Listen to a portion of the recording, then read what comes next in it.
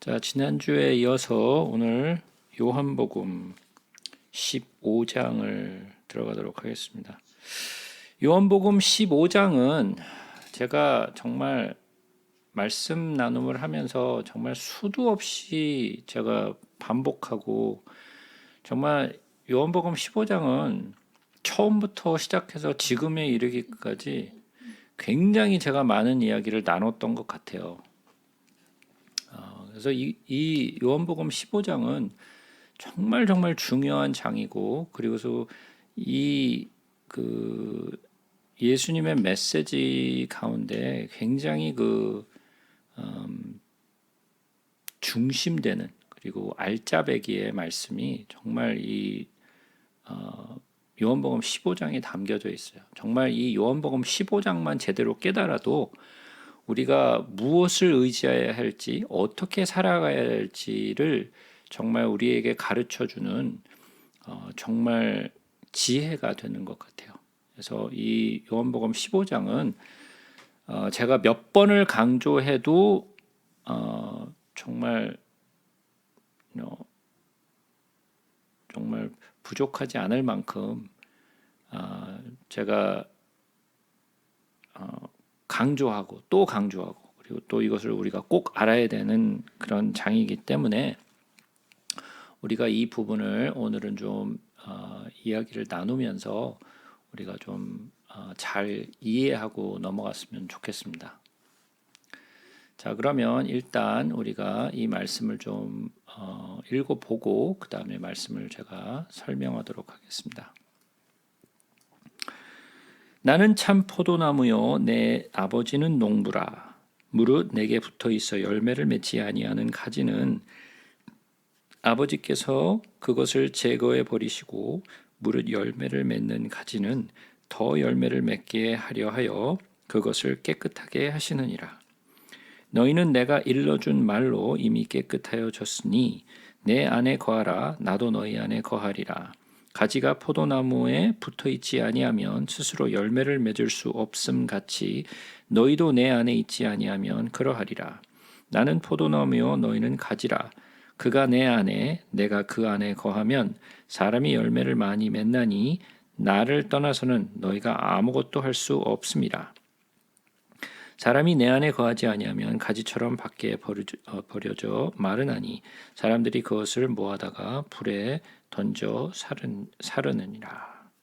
일단 여기까지만 읽고 또 설명하고 또 계속해서 보도록 하겠습니다. 요한복음 15장의 내용은 여러분들 또한 정말 적지 않게 설교도 많이 들으셨을 거고, 뭐 저로 하여금 정말 귀에 박히도록 많이 들어보셨을 내용인데요. 다시 한번 이 말씀을 한번 쭉 상고하면서 이 말씀의 의미가 주고 있는 내용들이 어떠한 것인지 우리가 좀 다시 한번 리뷰해 보는 시간을 갖도록 하겠습니다. 나는 참 포도나무요 내 아버지는 농부라 그랬어요. 그러면 예수님은 참 포도나무라는 말이죠. 참 포도나무. 자, 그러면 일단 이 포도나무를 우리가 조금 이해해 볼 필요가 있어요. 성경에서 굉장히 중요한 나무가 몇 가지가 나오는데 그 중요한 나무 몇 가지가 있을까요? 예, 세 가지가 뭐가 있을까요? 그렇죠. 예, 감람나무, 예, 무화과나무, 그다음에 포도나무. 요 세 가지가 가장 중심적으로 성경 가운데 나오는 나무들이죠. 물론 다른 나무들도 나오지만 요 세 가지 나무들은 이스라엘을 빗대어서 나오는 그런 나무들이죠. 그런데 그 감람나무, 무화과나무 다 중요한데 왜 예수님은 포도나무라고 말씀을 하셨을까요? 이 포도나무가 주고 있는 의미가 어떤 의미일까요? 예수님은 왜 무화과나무라고 말씀하지 않으시고 왜 감람나무라고 말씀하지 않으시고 왜 포도나무라고 말씀을 하셨을까요? 거기에는 어떤 의미가 있을까요? 예수님이 포도를 좋아하셔서? 포도 통해서 포도 좀 만들어서 먹다니까요. 예. 피상지? 피상지? 피를 마시다가 뭔가 고요해. 예. 우리가 그 포도나무에 대해서 조금 한번 좀 생각을 좀 해보길 원해요. 열매가 엄청 많이 나고.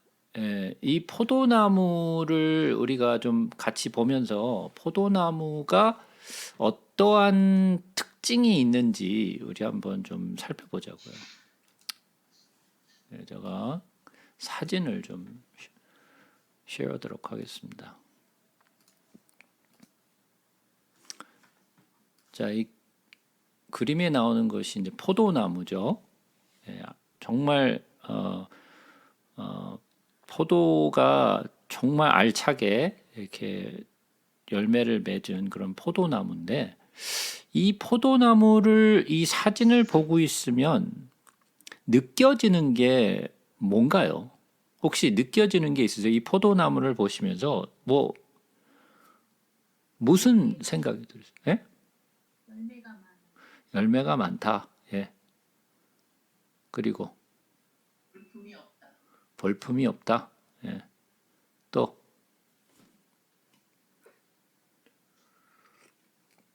근데 어떻게 저렇게 붙어 있는데 다 찢어지지 않고 잘 붙어 있나? 예, 이거는 이제 현대의 그 포도 재배 방식을 통해서 오니까 여기 보시면 여기 쇠 같은 것이 이렇게 있잖아요. 예, 보이시는지 모르겠는데 여기서 이렇게 이렇게 나무를 박아놓고 이렇게 쇠를 이렇게 박아놔서 이렇게 막 바닥으로 떨어지지 않도록 이렇게 붙들어 놓은 거죠. 근데 지금은 이런 것은 현대의 포도 재배 방법이고 고대 시대에는 이런 식으로 재배를 하지는 않았어요. 근데 그건 둘째 치고 우선 이 사진을 통해서 이 포도나무를 통해서 볼 수 있는 몇 가지 특징이 있는데요. 그 특징이 뭐냐면 이 포도나무는 가지와 나무의 이 경계가 굉장히 모호해요. 어디가 나무인지 어디가 가지인지가 굉장히 모호해요. 예? 여기서 보시면 지금 여기 나와 있는 게 지금 나무죠. 예? 여기 올라와 있는 요게 나무예요. 그러나 이게 지금 색깔이 좀 다른데 이 나무 부분을 보시게 되면 굉장히 갸냘퍼요. 그죠?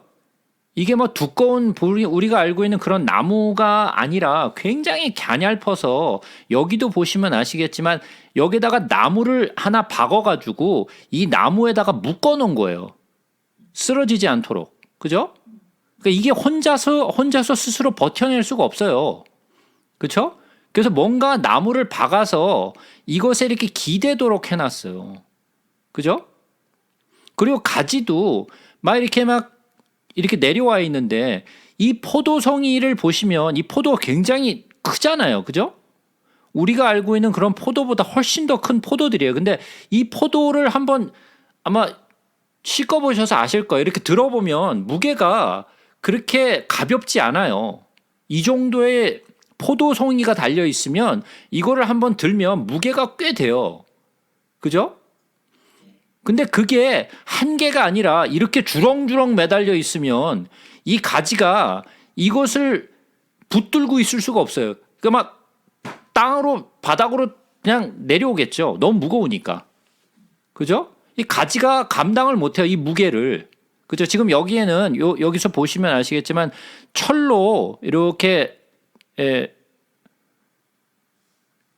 돼 있어서 여기 위에다 걸쳐 놓은 거예요. 그렇죠? 이게 그냥 무게를 건질 수 있는 게 아니라 이 철로 이 열매를 이렇게 걸치도록 해놔서 이게 떨어지지 않는 거지. 이게 사실은 그냥 있는 모습이 아니라고요. 그죠? 그리고 이 포도나무를 보시면 이 나무보다 가지가 훨씬 더 많아요. 그죠? 이 나무와 가지의 경계도 모호하고 이 나무보다는 가지가 훨씬 더 풍성하고 열매도 풍성해요. 그래서 보시면 이 나무에 열매가 맺힌 게 아니고 요 가냘픈 가지에 매달려 있어요. 이 가지를 보시면 아시겠지만 이게 그렇게 튼튼해 보이지 않죠? 그죠? 굉장히 약해 보이죠? 굉장히 약해 보여요. 자, 그러면 자, 여기서도 보시는 것 같이 자, 여기도 마찬가지로 아까 본 것과 비슷하죠. 근데 여기서 보시면 열매가 무지막지해요. 그죠? 예, 열매가 무슨 작은 게 아니라 뭐 무지막지하게 매달려 있어요. 그죠? 그래서 막 어떤 것들은 너무 무거워서 막 이렇게 땅바닥에 떨어져 있는 것도 있죠. 그죠? 근데 여기 매달려 있는 거 보면 아마 이거를 아마 손으로 한번 든다고 한번 생각해 보세요. 이게 상당히 무거워서 아마 드는 것도 힘들 거예요. 그죠? 이 정도의 포도송이가 매달려 있는 거라면. 그래서 이 가지가 이것을 버텨낼 수가 없을 정도로 굉장히 연약해요. 여기서 보면 이게 어디가 나무고 어디가 가지인지 경계가 모호하지요. 그죠? 어디서부터 가지가 시작되는 건지 이 경계가 나무와 가지의 경계가 굉장히 모호하고 여기서 보시면 아시겠지만 이게 어디가 나무인지 몰라요. 그죠? 요 옆에 박혀 있는 나무만 보이지 그 실제 나무가 어디에 있는 건지 잘 구분이 안 가요. 그죠? 그죠? 여기서 보시면 이게 지금 나무에 가려져 있어요. 진짜 나무. 요게 지금 나무거든요. 여기. 그죠? 이 지금 이 옆에 있는 것은 큰 나무를 이렇게 말뚝 박아놓은 것처럼 해놓은 거지. 이게 지금 포도나무가 아니라고요. 이게. 그죠? 포도나무는 요 말뚝 뒤에 가려져 있어요. 그죠?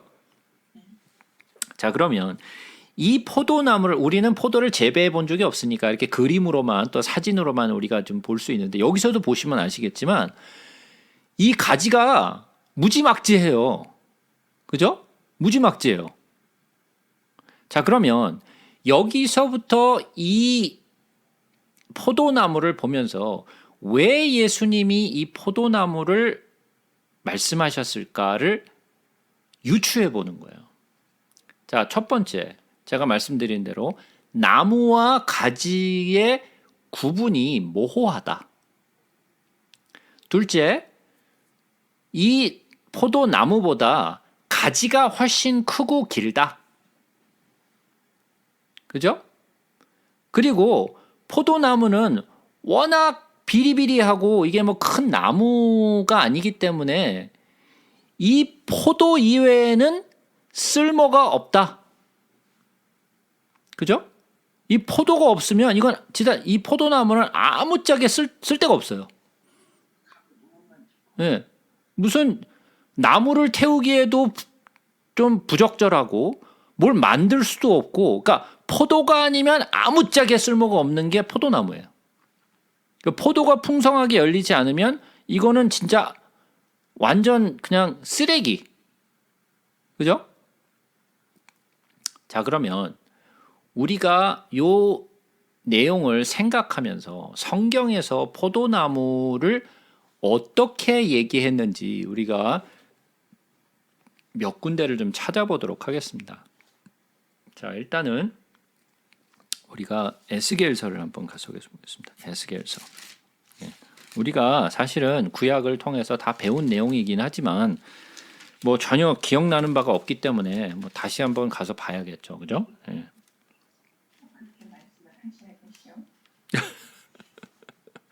자, 에스겔서 15장으로 가겠습니다. 에스겔서 15장 우리가 1절부터 한번 보도록 하겠습니다. 여호와의 말씀이 내게 임하여 이르시되 인자야 포도나무가 모든 나무보다 나은 것이 무엇이랴 숲속의 여러 나무 가운데에 있는 그 포도나무 가지가 나은 것이 무엇이랴 그 나무를 가지고 무엇을 제조할 수 있겠느냐 그것으로 무슨 그릇을 걸 못을 만들 수 있겠느냐 불에 던질 땔감이 될 뿐이라 불이 그 두 끝을 사르고 그 가운데에 태웠으면 제조에 무슨 소용이 있겠느냐. 그것이 온전할 때에도 아무 제조에 합당하지 아니하였거든 하물며 불에 살라지고 탄 후에 어찌 제조에 합당하겠느냐. 그러므로 여호와께서 이같이 말씀하셨느니라. 내가 숲을 가운데에 있는 포도나무를 불에 던질 땔감이 되게 한 것 같이 내가 예루살렘 주민도 그같이 할지라. 내가 그들을 대적한즉 그들이 그 불에서 나와도 불이 그들을 사르리니 내가 그들을 대적할 때에 내가 여호와인 줄 너희가 알리라. 자, 여기서 지금 에스겔 선지자가 포도나무에 대한 이야기를 하나님이 그에게 주신 메시지를 가지고 지금 전하는 거예요. 여호와의 메시지를 이스라엘 백성들에게 전하는데 여호와께서 여기서 포도나무에 관한 이야기를 하는데 이 포도나무가 이게 무슨 가치가 있느냐라고 말씀을 하시는 거예요. 이거 갖고 뭐에다 써먹겠느냐. 그죠? 그러면서 뭐라고 얘기하냐면 불에 던질 화목이 될 뿐이라. 그러니까 포도나무가 열리지 아니하면 이것은 불에 태워질 것밖에 아무런 쓸모짝이 없다. 아무 가구를 만들 수도 있는 것도 아니고 어디에다 쓸 수도 있는 것도 아니고 아무짝에 쓸모가 없다라는 걸 말씀하고 계시는 거예요. 그러면 이스라엘이라는 존재는 열매가 없다면 아무런 가치가 없는 그런 거라는 거죠. 그죠? 이 포도나무와 가지는 아무짝에 쓸모가 없다라는 거예요. 그죠? 또 한 군데를 보도록 하겠습니다. 이번에는 사사기로 한번 가서 보겠습니다. 사사기 9장으로 가보겠습니다.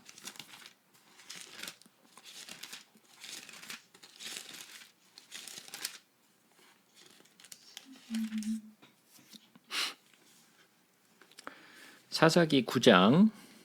사사기 9장에는 이 기드온의 아들이었던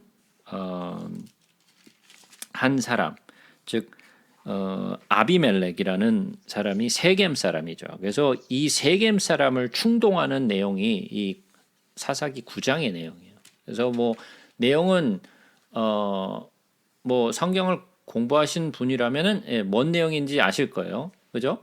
그래서 세겜 사람들을 충동해서 자기를 왕으로 세우고 그리고 내 아래로 들어오라라는 것을 지금 설명하기 위해서 지금 세겜 사람들을 불렀는데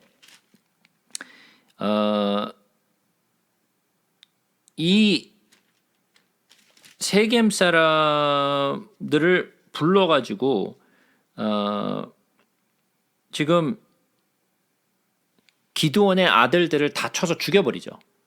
그죠? 동네 깡패들을 사가지고 자기 형제들을 다 죽여버려요. 그러니까 이복 형제들이죠. 이복 형제들을 다 죽여버렸는데 그 중에 한 사람, 그 중에 아주 그 막내 하나가 거기서 탈출을 했어요. 그래서 그 요담이라는 사람이 이제 그 비유를 대면서 지금 이 이야기를 하는 장면이 이제 7절부터 이제 나오는데 7절부터 보도록 하겠습니다. 사람들이 요담에게 그 일을 알림해 요담이 그리심 산 꼭대기로 가서 서서 그의 목소리를 높여 그들에게 외쳐 이르되 세겜 사람들아 내 말을 들으라. 그리하여야 하나님이 너희의 말을 들으시리라. 하루는 나무들이 나가서 기름을 부어 자신들 위에 왕으로 삼으려 하여 감람나무에 이르되 너는 우리 위에 왕이 되라 하매 감람나무가 그들에게 이르되 내게 있는 나의 기름은 하나님과 사람을 영화롭게 하나니 내가 어찌 그것을 버리고 가서 나무들 위에 우쭐대리오 한지라.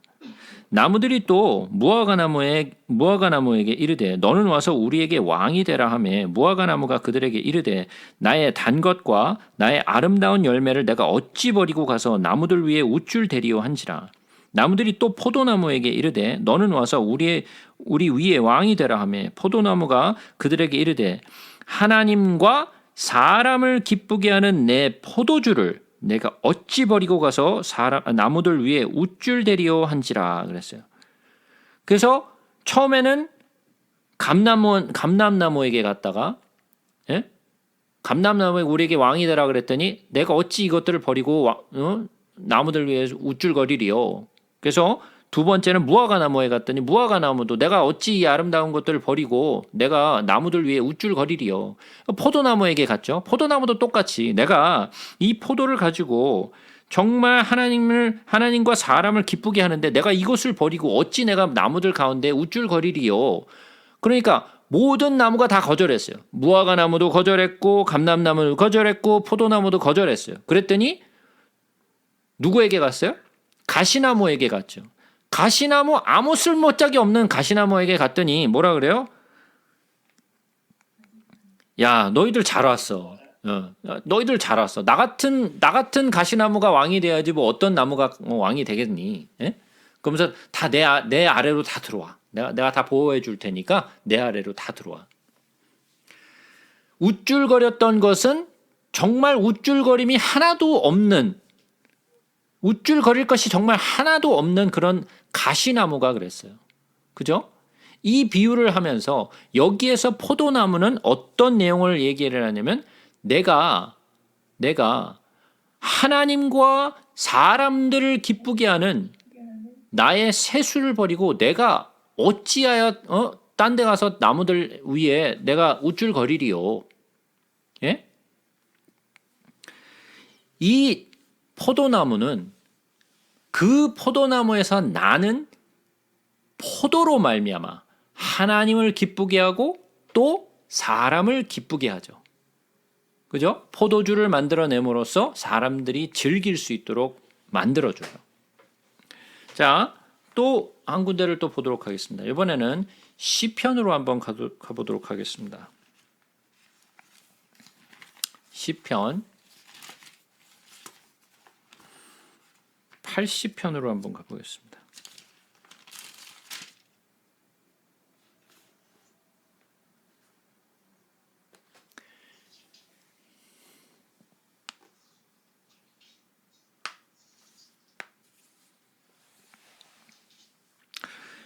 시편 80편 8절부터 보겠습니다.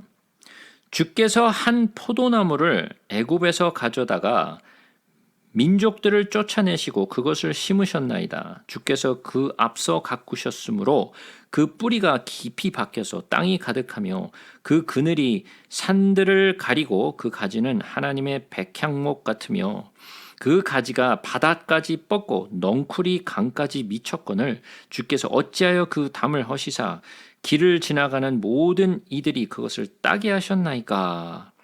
숲속의 멧돼지들이 상해하며 들짐승들이 먹나이다. 만군의 하나님이여 구하옵나니 돌아오소서. 하늘에서 굽어보시고 이 포도나무를 돌아보소서. 주의 오른손으로 심으신 줄기요 주를 위하여 힘있게 하신 가지니이다. 그랬어요.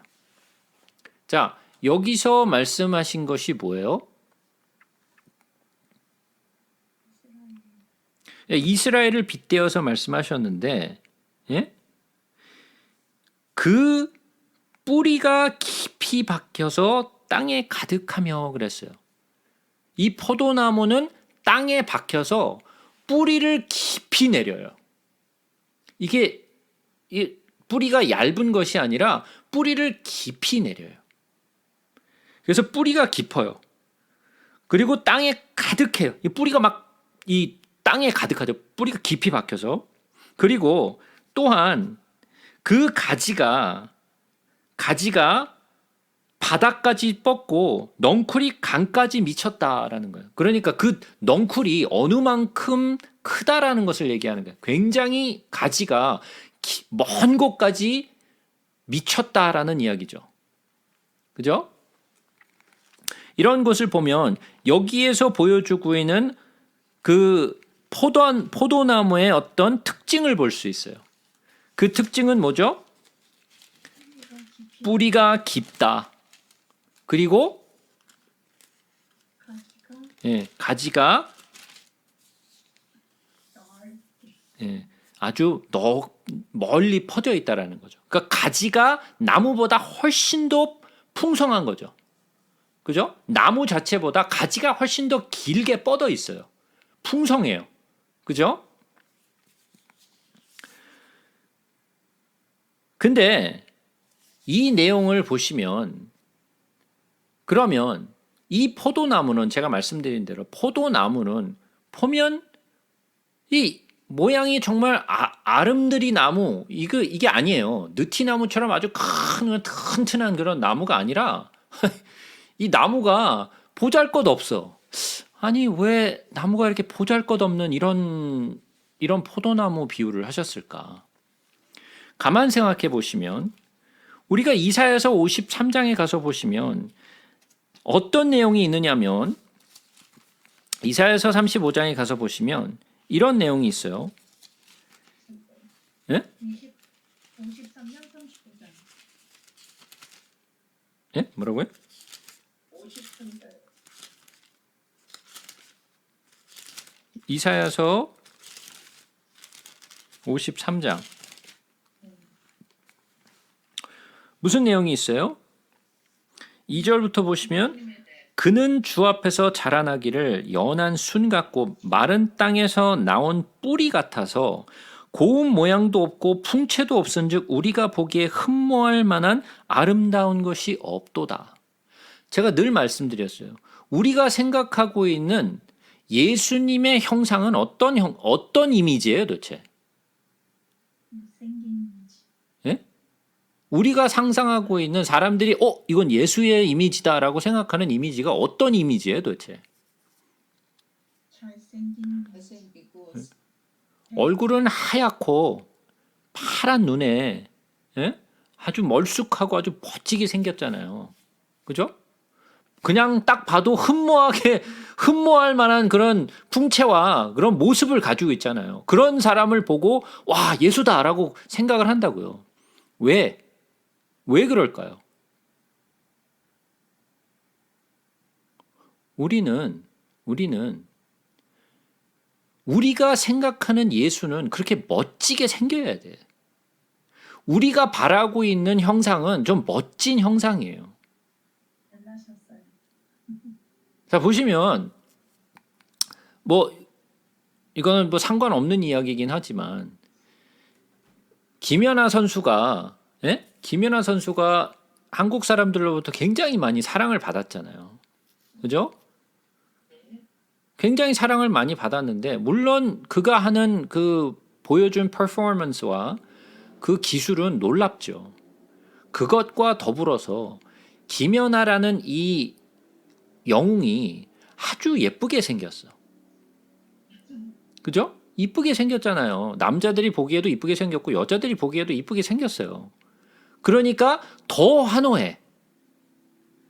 근데 만약에 김연아가 그렇게 예쁘지 않았더라면 물론 그 우리나라를 드러냈기 때문에 아마 놀랍게 환호했겠죠. 그러나 이쁘지 않았더라면 그렇게 사람들이 막 높이진 않았을 거예요. 그러니까 우리들이 바라는 영웅은 다 예쁘고 멋있어야 돼. 예. 그것은 내가 상상하고 내가 바라는 모습이에요. 근데 성경은 뭐라고 예수를 설명하고 있느냐면 그는 너무 보잘것없어서 우리가 보기에 흠모할 만한 아름다운 것이 요만큼도 없어.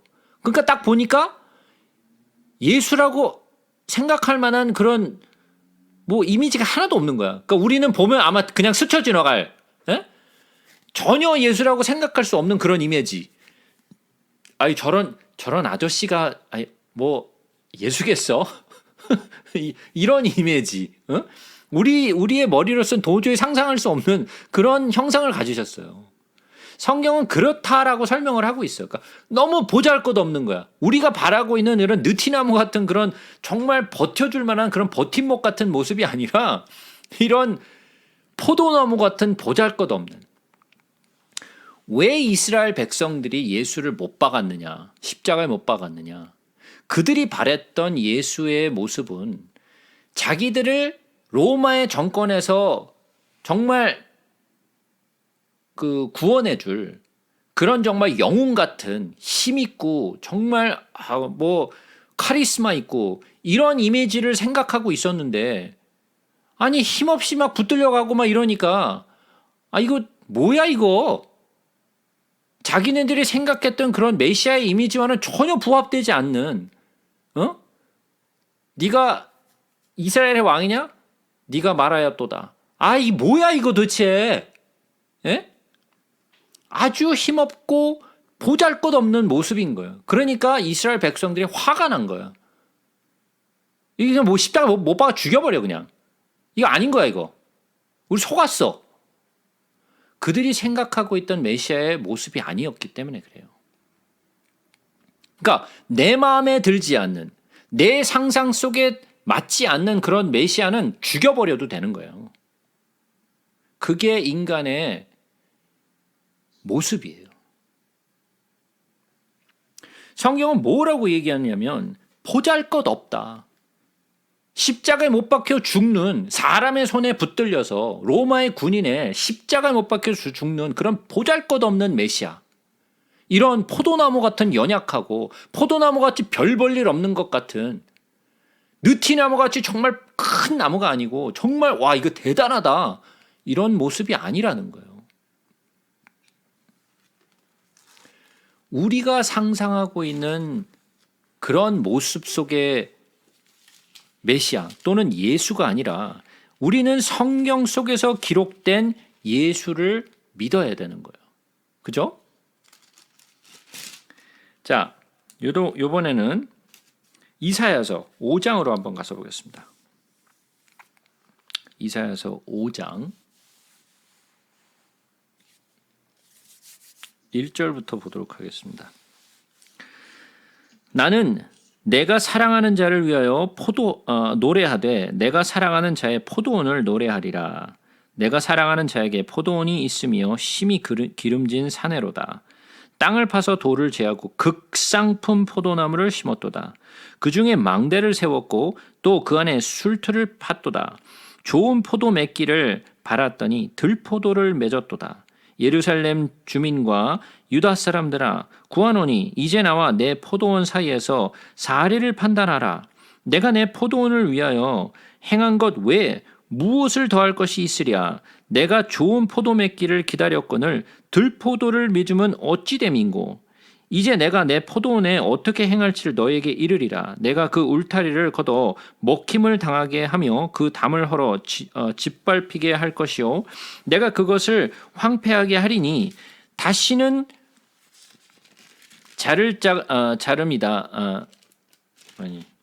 다시는 가지를 자름이나 북을 돋우지 못하여 찔레와 가시가 날 것이며 내가 또 구름에게 명하여 그 위에 비를 내리지 못하게 하리라 하셨으니 무릇 만군의 여호와의 포도원은 이스라엘 족속이요 그가 기뻐하시는 나무는 유다 사람들이라.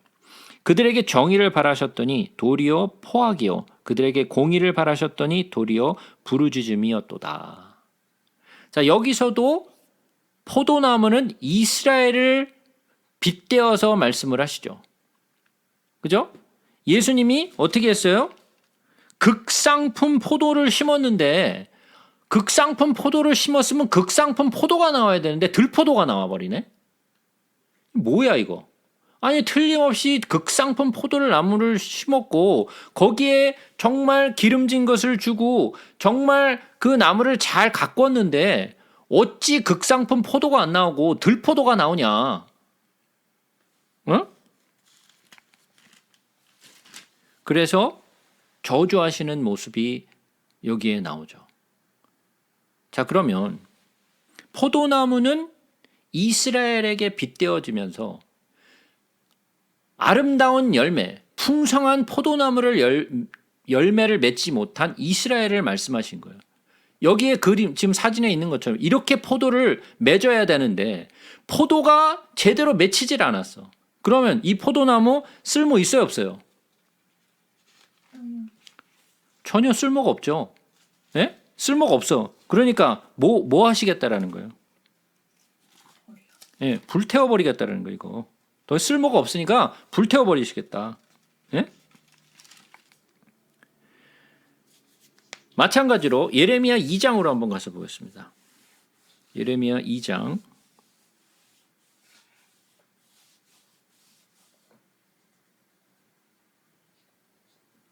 21절 한번 보겠습니다. 예레미야 2장 21절.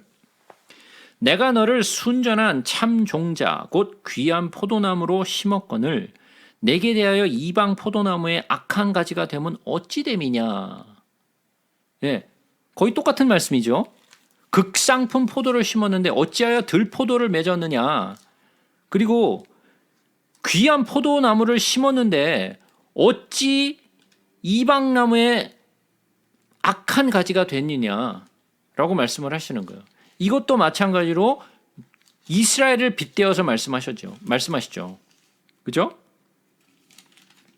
이 포도나무는 극상품의 포도, 귀한 포도나무를 심었는데 그러면 극상품의 포도나 또는 귀한 포도가 나와야 되는데 그런 포도가 나오지 않는다라는 것을 말씀하고 계시죠.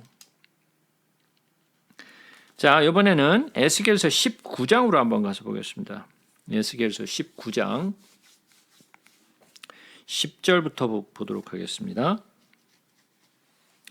내 피의 어머니는 물가에 심겨진 포도나무 같아서 물이 많음으로 열매가 많고 가지가 무성하며 그 가지들은 강하여 권세 잡은 자의 규가 될 만한데 그 하나의 키가 굵은 가지 가운데에서 높았으며 많은 가지 가운데에서 뛰어나 보이다가 분노 중에 뽑혀서 땅에 던짐을 당하매 그 열매는 동풍에 마르고 그 가지들은 꺾이고 말라 불에 탔더니 이제는 광야 메마르고 가물이 든 땅에 심겨진 바 되고 불이 그 가지 중 하나로부터 나와 그 열매를 태우니 권세 잡은 자의 규가 될 만한 강한 가지가 없도다 하라. 이것이 애가라. 이후에도 애가가 되리라. 지금 이 포도나무에 관한 것은 첫 번째 여호야긴에 관한 이야기를 먼저 했었고 11절에서 그 다음에 14절에서는 시드기야에 관한 이야기를 말씀하고 계시죠. 그래서 이 포도나무도 마찬가지로 우리가 지금 계속 보았던 그런 포도나무와 똑같은 내용을 담고 있어요. 이 포도나무는 전부 다 좋은 열매를 맺어야 되는데 좋은 열매를 맺지 못하는 그런 포도나무들을 보여주고 있죠. 근데 그 포도나무는 요한복음 15장에 와서는 예수님이 나는 포도나무요 나는 포도나무요 아버지는 농부라라고 말씀하시면서 자기 자신을 포도나무로 참 포도나무 극상품 포도나무로 비유하시는 거죠. 나는 포도나무라. 근데 아까도 말씀드렸죠. 이 포도나무는 보잘것없어요. 그러나 이 포도나무는 아까 말씀대로 뿌리를 깊이 내려요. 뿌리를 깊이 내리고 그 뿌리로 박혀있는 땅에 깊숙하게 박혀있는 그 뿌리를 통해서 양분을 흡수해서 그 가지의 많은 풍성함을 다 공급해줘요. 자, 그러면 그 나무에서 뿌리를 통해서 많은 영양분을 빨아들여서 가지에다 전달해 주지 못한다면 가지가 풍성하지 못하죠. 보잘것없는 나무인데도 불구하고 자 보세요. 제가 말씀드렸죠. 땅 깊이 박혀서 뿌리가 많다 그랬어요. 땅은 무엇을 상징하죠? 아담이죠. 땅은 아담이에요. 그죠? 자, 에스겔서에서 하나님이 에스겔을 뭐라고 부르죠? 인자야라고 부르죠. 그죠? 인자야라는 말이 계속해서 반복돼서 나와요. 에스겔서에서. 그죠? 에스겔을 인자라고 불렀어요. 그 인자라는 말은 벤 아담이에요. 벤 아담. 아담이라는 것은 뭐예요? 예. 사람이죠. 그 사람의 아담이라는 것은 불다라는 말이었죠. 그죠? 그래서 아담이 흙이 붉기 때문에 아담이라고 불렀다 그랬어요. 그죠? 벤 아담, 인자예요, 그것이. 땅 속에 깊이 박혀 있어요. 사람은 어디서부터 나왔느냐? 흙의 먼지로부터 나왔죠. 땅이 근본이에요. 그죠? 근데 그 땅에 뿌리가 깊이 박혀 있어요. 그렇다라는 말은 예수 그리스도께서 그의 뿌리를 우리 안에 깊이 박으신 거예요. 그러시고 그 양분을 계속해서 가지에게 공급을 해요.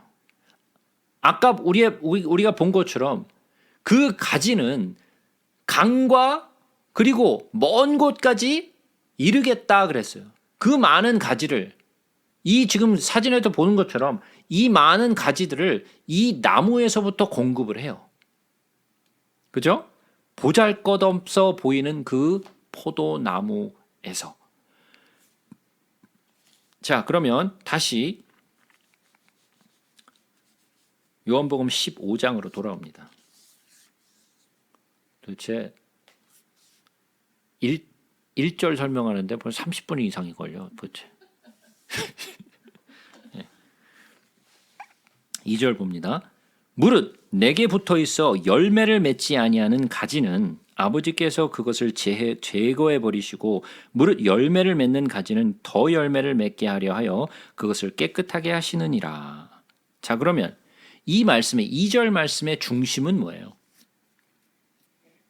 그렇죠. 열매예요. 여기서 그림에서 제가 보여드렸듯이 이 포도나무는 열매가 아니면 아무짝에 쓸모가 없는 거예요. 그죠? 이 열매를 맺기 위해서 이 포도나무와 가지가 필요한 거지 열매가 없다면 아무런 쓰잘데기 없는 것이 포도나무인 거예요. 그죠? 자, 그러면 요 말씀을 다시 한번 보자고요. 여기서 굉장히 중요한 말씀이 하나 나오는데 무슨 말씀이 여기에 나오느냐면 무릇 내게 붙어 있어 라는 말이에요. 무릇 내게 붙어 있어. 누구에게 붙어 있어? 그렇죠. 예수에게 붙어 있어야 된다는 거예요. 예수에게 붙어 있지 않으면 아무짝에도 쓸모가 없다라는 말이에요. 이해가 되시죠? 자, 그러면 우리가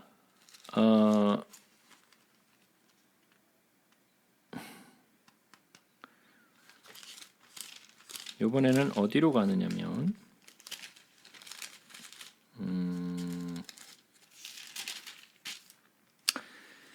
사도행전 11장으로 한번 가서 보겠습니다. 사도행전 11장.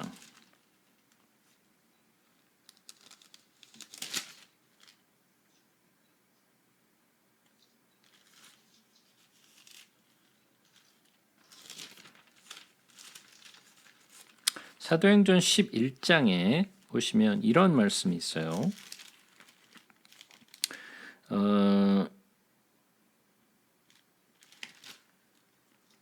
23절을 보겠습니다. 23절.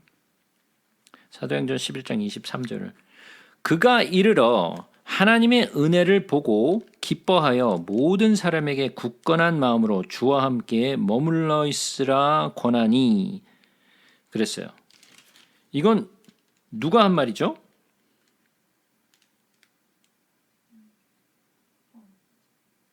예?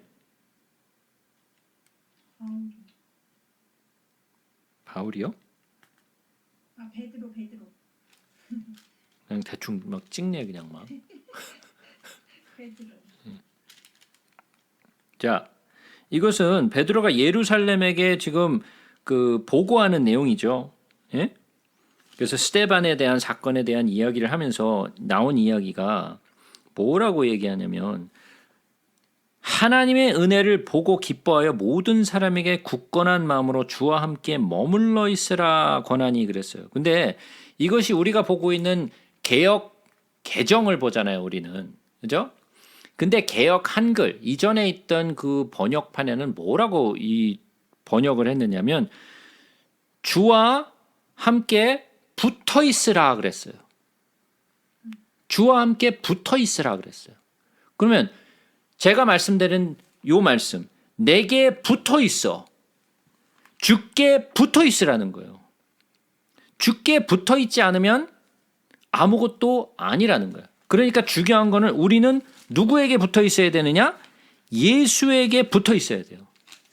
예수에게 붙어 있지 아니하면 아무런 쓸모짝이 없어요. 우리는. 고린도전서 15장을 한번 가서 보겠습니다. 고린도전서 15장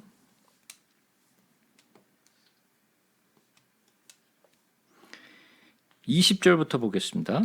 그러나 이제 그리스도께서 죽은 자 가운데서 다시 살아나서 잠자는 자들의 첫 열매가 되셨도다. 사망이 한 사람으로부터 말미암았으니 죽은 자의 부활도 한 사람으로 말미암는도다.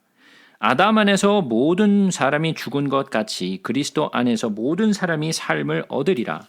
그러나 각각 자기 차례대로 되리니 먼저는 첫 열매인 그리스도요, 다음에는 그가 강림하실 때에 그리스도에게 속한 자요 그랬어요. 여기서도 이 개역 한글의 번역판을 보시게 되면 뭐라고 붙어 있느냐면 23절에 그러나 각각 자기 차례대로 되리니 먼저는 첫 열매인 그리스도요, 다음에는 그가 강림하실 때에 그리스도에게 붙은 자요라고 번역을 했어요. 여기서는 속한 자요. 개역 개정에는 속한 자요라고 했는데 붙은 자요라고 얘기를 해요. 자, 혹시 그 감자나 고구마 같은 거 땅에서 이렇게 한번 쭉 잡아 빼면 줄줄이 이렇게 막 끌려 나오는 거 아시죠? 예? 그러니까 이 감자나 고구마 같은 이런 것들을 줄기를 쭉 잡아 빼면 거기에 붙어 있던 것들이 줄줄이 다 끌려 나오는 거예요. 그러니까 예수 그리스도가 첫 번째로 부활을 하시고 그 다음에 예수가 올라가시니까 거기 붙어 있던 줄기에 붙어 있던 그 고구마들이나 감자들은 어떻게 돼요? 다 줄줄이 같이 올라가는 거야. 붙어 있거든. 예? 우리는 고구마야.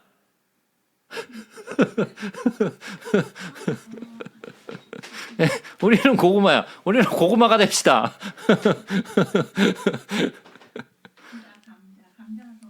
예, 우리는 붙어 있어야 되는 거예요. 그래야 예수가 올라가시면서 거기에 붙어 있는 그 감자나 그 고구마들은 줄줄이 따라서 그냥 올라가는 거예요. 그냥 붙어 있기만 하면 돼. 근데 떨어졌어. 잘려버렸네? 그럼 어떻게 돼요? 쭉 빼도 안 끌려 나오지. 이거는 끊어졌으니까. 그죠? 그러니까 이 예수에게 우리는 붙어 있어야 되는 거예요. 예수에게 붙어 있지 않은 것들은 끌려 나오지 않아요. 이해가 되시죠? 자, 다시 요한복음으로 돌아오면 무릇 내게 붙어 있어 열매를 맺지 아니하는 가지는 아버지께서 그것을 제해 버리시고 무릇 열매를 맺는 가지는 더 열매를 맺게 하려 하여 그것을 깨끗하게 하시느니라 그랬어요. 자, 여기에서 하신 말씀을 곰곰이 좀 한번 생각해 보자고요. 자, 그러면 이게 지금 예수님이 누구에게 하시는 말씀이에요? 제자들에게 하신 말씀이죠. 그죠? 예수님이 제자들에게 주시는 말씀이에요. 그러면 제자들은 뭔가요? 네? 제자들은 뭐예요? 이 비유에서 뭐예요? 뭐에 비유됐어요? 그렇죠. 이 제자들은 가지예요. 제자들은 열매의 비유가 된 것이 아니라 가지의 비유가 됐어요. 이 제자들이 열매가 아니에요. 이 제자들은 가지예요. 열매가 아니에요. 그러면 이 제자들은 가지니까, 제자들은 열매가 아니라 가지니까 이 가지는 열매를 맺어야 돼요. 열매를 맺지 못하는 가지는 아무 쓸모짝이 없어요. 그죠? 제가 아까 말씀드렸지만 이 포도나무에 포도 열매를 맺지 못하면 그 가지와 나무는 아무짝에 쓸모가 없어요. 그죠? 그러면 가지도 쓸모가 없는 거예요. 열매가 맺혀지지 않으면. 열매는 나무에서 나오는 게 아니에요. 이 포도가 포도나무에서 나오는 게 아니죠. 포도나무 가지에서 나오죠. 열매가. 그죠? 포도나무에 매달려 있지 않아요. 가지에 매달려 있어요. 그죠? 그러면 이 포도나무 가지를 통해서 열매를 맺게 돼 있다라는 거예요. 근데 이 포도나무 가지가 열매를 맺지 못하면 그 가지는 아무짝에 쓸모가 없다. 그리고 그 가지는 아주 강하고 그리고 또 튼튼한가요? 아니죠. 이 가지는 보기만 해도 힘이 없어 보여. 그죠? 이 가지는 봐도 아무짝에 힘이 도무지 있어 보이질 않아요. 그죠? 그러면 가지가 힘이 있는 거예요? 가지는 열매를 붙들고 있기도 힘들어. 열매가 무거워서 이거 들지도 못해. 그죠? 누가 받쳐줘야 돼. 이렇게 아까 쇠줄 같은 걸로 거기다 받쳐놔야지. 아니면 땅바닥으로 다 떨어져. 그죠? 가지가 힘이 하나도 없어요. 근데 그 가지를 통해서 열매가 맺혀요. 그렇다라는 말은 이 가지의 역할은 열매를 맺는 거예요. 열매를 맺지 못하는 가지는 아무짝에 쓸모가 없어요. 그런데 이 가지가 나무에게 붙어만 있으면 열매를 맺게 돼 있어요. 나무 때문에. 가지 자체가 뭔가 능력이 있고 가지 자체가 할 수 있어서가 아니라 그저 나무에게 붙어 있는 그 하나만으로 열매를 맺는 그런 영광을 누리는 거예요. 아무것도 한 것도 없는데, 예? 자기 스스로가 한 것도 아닌데, 그냥 그러니까 이 가지가 나무에게 붙어 있었다라는 것밖에 하나밖에 없어요. 붙어 있었느냐, 없었느냐. 붙어 있기만 하면 자동적으로 열매를 맺는다. 그죠? 왜냐? 나무로부터 모든 것을 공급받기 때문에. 나무가 힘이 없으면 열매를 맺지 못해요. 그러나 나무가 튼튼하면 가지는 붙어 있기만 하면 열매를 맺을 수밖에 없어요. 그죠? 그러면 이 제자들은 무엇을 위해서 살아가는 거예요? 열매를 맺기 위하여 살아가는 거예요. 열매를 맺기 위하여. 그러면 나는 열매일까요? 가지일까요? 나도 가지예요. 우리 모두가 다 가지예요. 자, 그러면 열매를 맺지 못하는 가지는 아무짝에 쓸모가 없다 그랬어요. 그래서 그 가지는 어디에게 붙어 있어야 된다? 포도나무에 붙어 있어야 된다. 포도나무에 붙어 있기만 하면 열매를 저절로 맺는다. 그러니까 내 능력으로 열매를 맺는다? 아니죠. 내 능력 가지고는 열매를 맺을 수 없어요. 그러니까 나는 예수에게 붙어 있음으로 말미암아 열매를 맺을 수 있는 거예요. 그죠? 그래서 이 말씀을 다시 한번 보자고요. 2절 말씀. 무릇 내게 붙어 있어 열매를 맺지 아니하는 가지는 아버지께서 그것을 제거해 버리시고. 자, 무서운 말이에요. 열매를 맺지 못하는 가지는 제거해 버리시겠대. 예? 무릇 열매를 맺는 가지는 그 열매를 맺게 하려 하여 그것을 깨끗하게 하시느니라.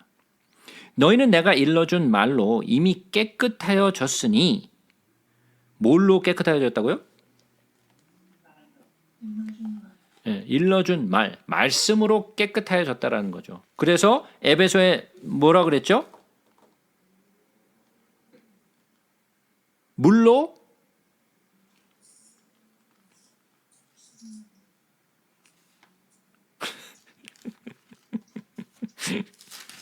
에베소서 5장.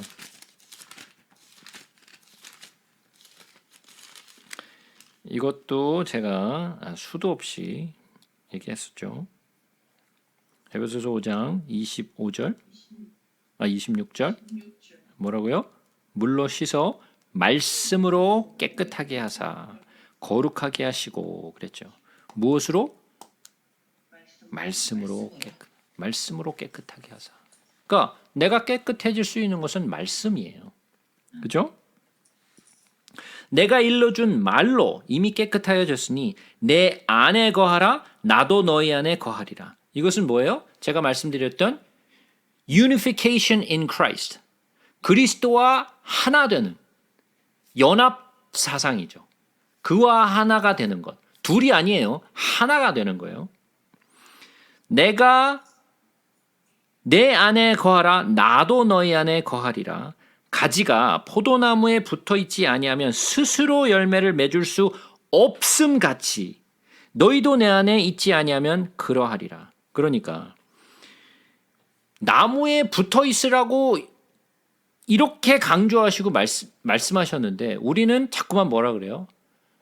내 능력 갖고 할 수 있어. 응? 내가 내 능력 갖고 할 수 있어. 내가 하면 된다니까. 좀 비켜봐. 예수님 좀 비켜봐. 좀 내가 좀 걸리적거리지 말고 좀 비켜 좀. 내가 할 테니까. 자꾸만 자기가 하겠대. 예? 된다 그랬어요? 안 된다 그랬어요? 안 된다 그랬어요. 근데 왜 자꾸만 된다 그래? 자꾸만 왜 자기가 하려 그래?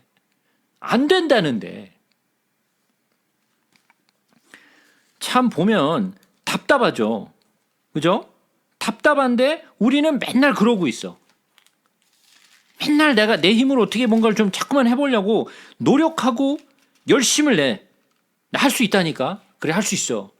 그런 사람은 어디로 가야 된다고요? 예, 절간으로 가야 된다 그랬죠. 돌을 닦으러 절간으로 가셔야 돼요. 예? 교회로 오는 것이 아니라 돌을 닦으세요. 그럼 돌을 닦으면 되느냐? 돌을 닦아도 안 돼. 예? 안 된다라는 거. 그래서 안 된다라고 말씀하시는 거예요. 예? 자, 요한일서 4장으로 한번 가서 보겠습니다.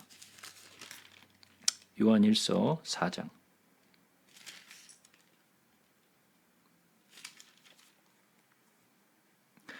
요한일서 4장 12절부터 보겠습니다. 어느 때나 하나님을 본 사람이 없으되 만일 우리가 서로 사랑하면 하나님이 우리 안에 거하시고 그의 사랑이 우리 안에 온전히 이루어지느니라. 그가 성령을 우리에게 주심으로 우리가 그 안에 거하고 그가 우리 안에 거하시는 줄을 아느니라. 아까 말씀드렸죠. Unification of Christ. 근데 그 Unification Christ가 어떻게 이루어지는 거예요? 성령을 통하여. 성령을 통하여. 그러니까 내가 예수를 의지한다라는 것은 무엇을 통하여? 성령을 통하여. 말씀을 통하여. 예? 하나가 되는 거예요. 이해가 되시나요? 자, 그러면 다시 돌아와서 나는 포도나무요 너희는 가지라. 그가 내 안에 내가 그 안에 거하면 사람이 열매를 많이 맺나니. 그러니까 열매를 맺는 비밀을 써놓으셨어요. 그 비밀이 뭐예요? 그가 내 안에 내가 그 안에 거하면 예? 그 사람이 열매를 많이 맺나니 나를 떠나서는 너희가 아무것도 할 수 없음이라. 너희가 아무것도 할 수 없음이라 그랬어요. 제가 말씀드렸죠. 아무것도 할 수 없대. 근데 왜 자꾸만 할 수 있다라고 그러고 자꾸만 나서느냐고요. 할 수 없대는데. 내 말이 맞겠어요? 예수님의 말씀이 맞겠어요? 예수님의 말씀이 당연히 맞겠죠. 할 수 없다라는 거예요. 그러니까 우리는 예수를 의지하는 것 이외에는 방법이 없어요. 다른 방법을 자꾸만 찾지 마세요. Only one way. 예수님 뭐라고 말씀하셔요?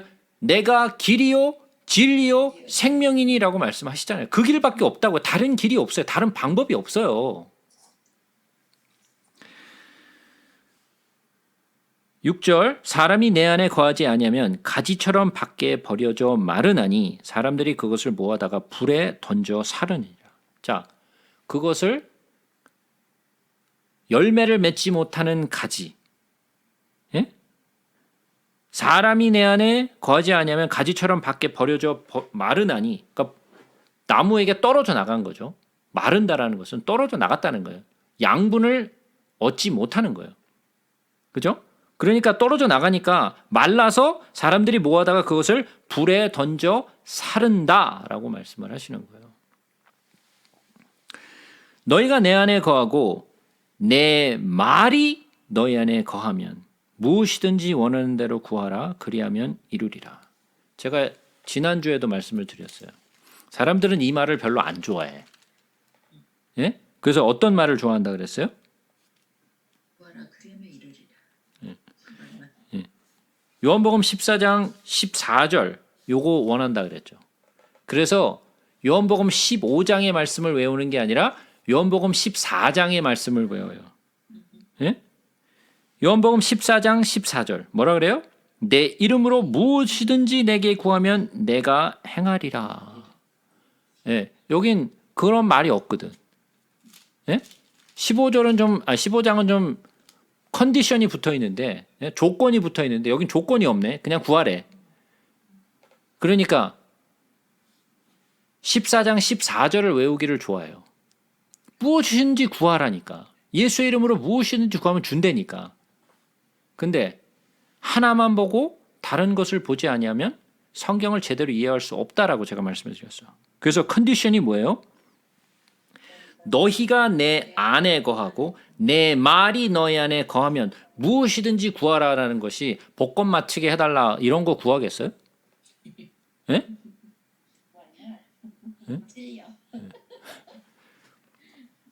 말씀이 네 안에 없기 때문에 그런 이야기가 나오는 거예요. 내가 원하는 거 뭐든지 다 달라라는 거죠. 내가 원하는 거 원해주지 않으면 나 교회 떠날 거야. 막 협박하는 거야. 하나님 협박해 막. 이거 안 해줘? 나 막 떠난다.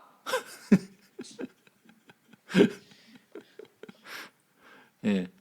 이제는 서슴없이 하나님을 협박해요 사람들이. 안 해주면 보좌를 다 흔들어 갖고 뭐 가만히 있지 못하게 할 거니까. 그러니까 내가 원하는 거 빨리 해줘. 예? 이것은 정상이 아니라는 거예요.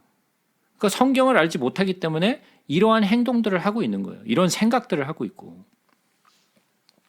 중요한 말씀은 내 안에 거하고 내 말이 너 안에 거하는 것이 제일 우선이에요. 그런 사람들은 엉뚱한 것을 바라지 않아요. 왜? 하나님이 원하시는 것이 무엇인지를 알기 때문에 그들이 구하는 것은 하나님의 약속을 따라서 하나님이 원하시는 것을 따라서 구하기 때문에 그것을 받는 거예요. 그것은 약속이 되어 있는 것이기 때문에. 너희가 열매를 많이 맺으면 내 아버지께서 영광을 받으실 것이요 너희는 내 제자가 되리라. 자, 그러면 이 말을 다시 한번 거꾸로 한번 생각해 보자고요. 그러면 열매를 많이 맺지 못하면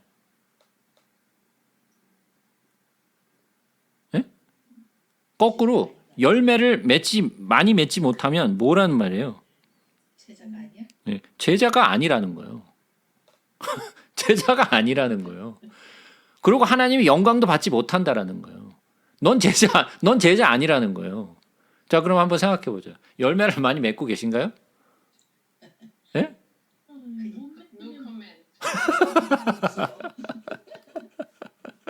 comment. 노 코멘트야? 근데 여기서 버려지는 의미를 잘 모르겠어요. 버려지는 게 심판날에 버려지는 건지 아니면 지금부터 뭐라 그랬어요? 예, 뭐라 그랬어요? 곳간에 무엇만 드린다 그랬어요. 알곡만 드리고 그 다음에 쭉정이는 어떻게 된다고요? 불살라 버린다 그랬잖아요. 그러니까 저희가 열매가 없으면 이렇게 지금 죽은 거라는 거죠. 그거는. 그러니까 아까 말씀드렸잖아요. 나무가 튼튼하면 가지는 붙어 있기만 하면 돼요. 제가 예전에 그 비유에 대해서 말씀을 드렸죠. 그 달란트의 비유에서 5달란트, 2달란트, 1달란트를 그 종에게 맡기잖아요. 주인이. 그죠? 근데 5달란트, 2달란트 받은 그 종은 어떻게 했어요? 나가서 장사했어. 나가서 장사를 해서 2배로 남겼잖아요. 제가 그 비유를 설명하면서 무슨 이야기를 했었어요? 주인과 종과의 믿음의 관계. 그렇죠? 주인은 종을 믿고 어마어마한 돈을 맡긴 거예요. 예? 어마어마한 돈을 맡겼어요. 자, 그러면 그러한 돈은 왜 주인이 그 종에게 맡겼느냐? 너는 이거 갖고 장사하면 이윤을 더블로 남길 수 있다라는 거예요. 이거 갖고 너는 가지고 가서 장사만 하면 2배를 남길 수 있다라는 거예요. 근데 1달란트 받은 종은 뭐 했어요? 두려워했어요. 이거 잃으면 안 되는데, 잃으면 이거 큰일 나지. 그러니까 땅에다 묻어버렸다고요. 그래서 갖고 왔어, 그냥 그대로. 주인이 주신 대로 내가 가지고 왔습니다. 그랬으면, 아니, 준 거대로 받았으면, 아니, 그러면 손해날 것도 없고 그대로 줬으니까, 또이니까, 예? 그러면 나무라지 말아야 되는데, 주인이 나무랬죠. 악한 종이라 그랬어요. 왜? 너는 그거 가지고 장사만 하면 이윤을 2배로 남길 수 있는데 믿지 않았다라는 거예요. 상호 간에 믿음이 없었다라는 거야. 주인은 종을 믿었는데 종은 주인을 못 믿은 거예요. 내가 이거 장사해서 잃으면 어떡해? 라고 못 믿은 거예요. 그죠? 그래서 믿음이라는 것은 주께서 나를 믿어주시는 거는 항상 있어요.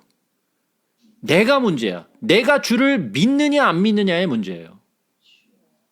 그죠? 지금 열매 없는 저는 힐이네 지금. 그렇죠? 자, 열매는 나무에 붙어 있기만 하면 맺혀진다 그랬어요. 일단 하는데 그럼 이거는 안 붙이는 거죠. 자, 계속해서 보겠습니다. 아버지께서 나를 사랑하신 것 같이 나도 너희를 사랑하였으니 나의 사랑 안에 거하라. 자, 아버지께서 나를 사랑한 것 같이 나도 너희를 사랑하였으니 나의 사랑 안에 거하라. 자, 그러면 아버지께서 우리를 사랑하시죠. 예수께서도 우리를 사랑하세요. 그 사랑 안에 거해야 된다라는 거죠. 이걸 조금 이따 계속해서 좀 더 살펴보도록 하겠습니다. 내가 아버지의 계명을 지켜 그의 사랑 안에 거하는 것 같이 너희도 내 계명을 지키면 내 사랑 안에 거하리라. 자, 그럼 그 계명이 뭐예요? 하나님을 사랑하고 이웃을 사랑하고. 그렇죠. 바로 그거예요. 제가 말씀드렸죠. 성경을 한 단어로 요약하면 사랑이라 그랬죠. 예? 사랑이에요. 결국은. 내가 주를 사랑하는 마음, 주는 나를 사랑하시는 것이 이건 항상 있어요.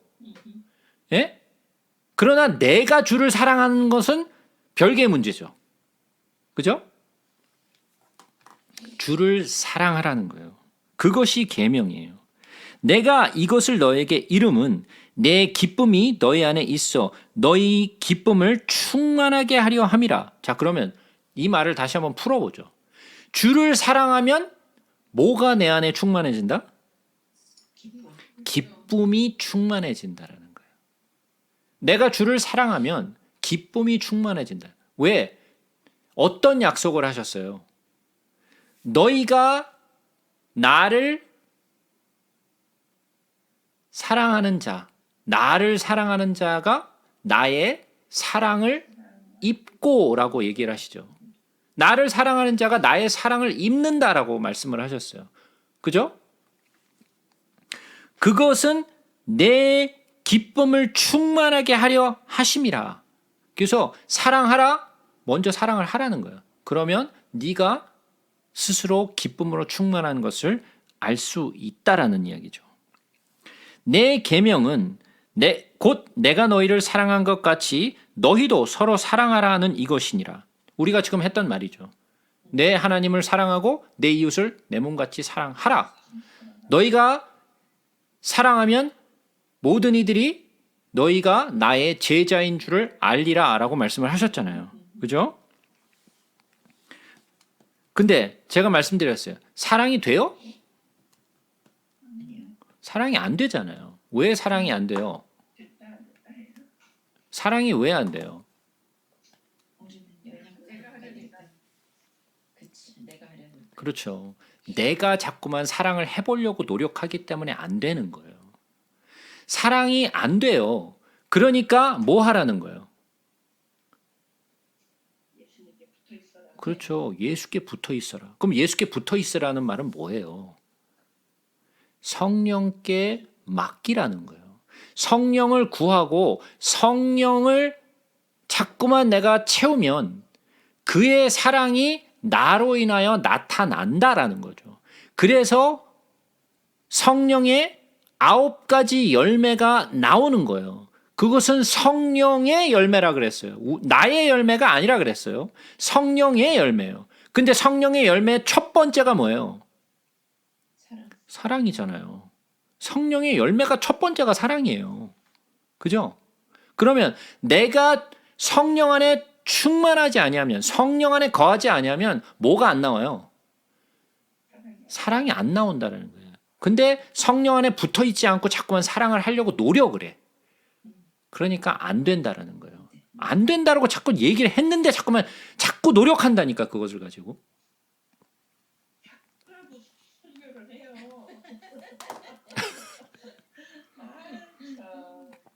안 된다고. 그러니까 포기하라고요. 그러니까. 자, 계속해서 보겠습니다.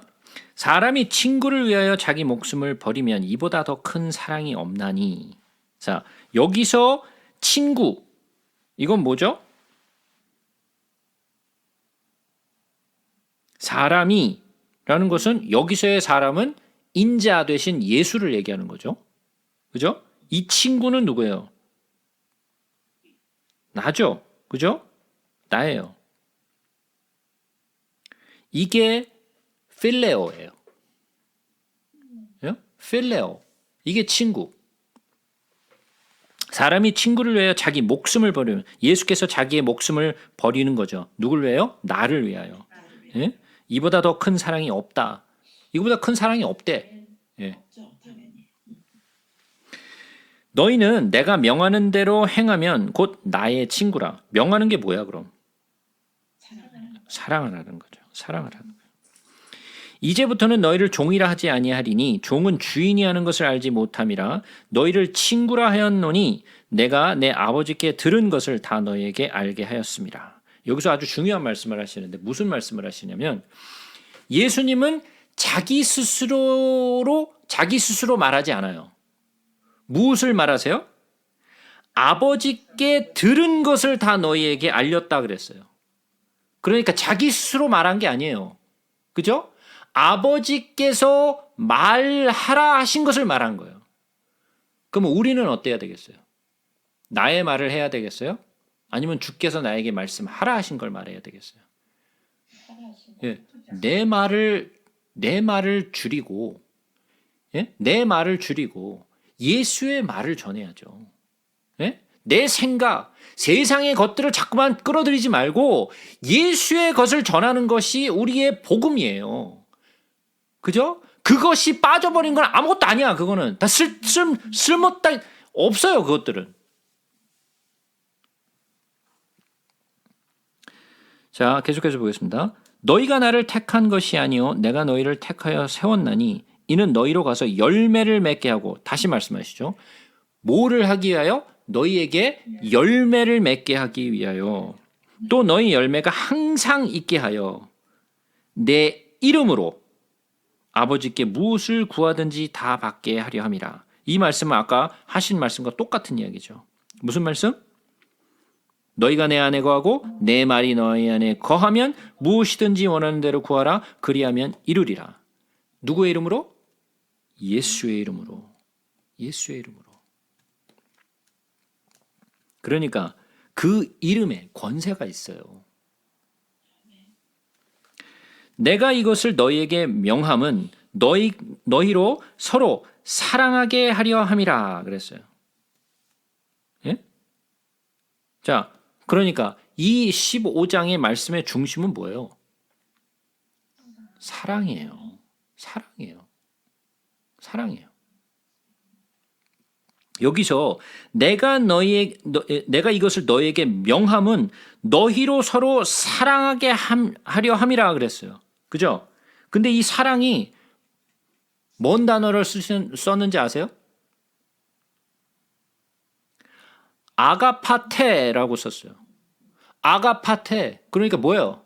아가페 사랑이라는 거예요. 예. 필레오 사랑이 아니고 에로스의 사랑이 아니고 아가페오 사랑을 하라는 거예요. 세상이 너를 미워하면 너희보다 먼저 나를 미워한 줄을 알라.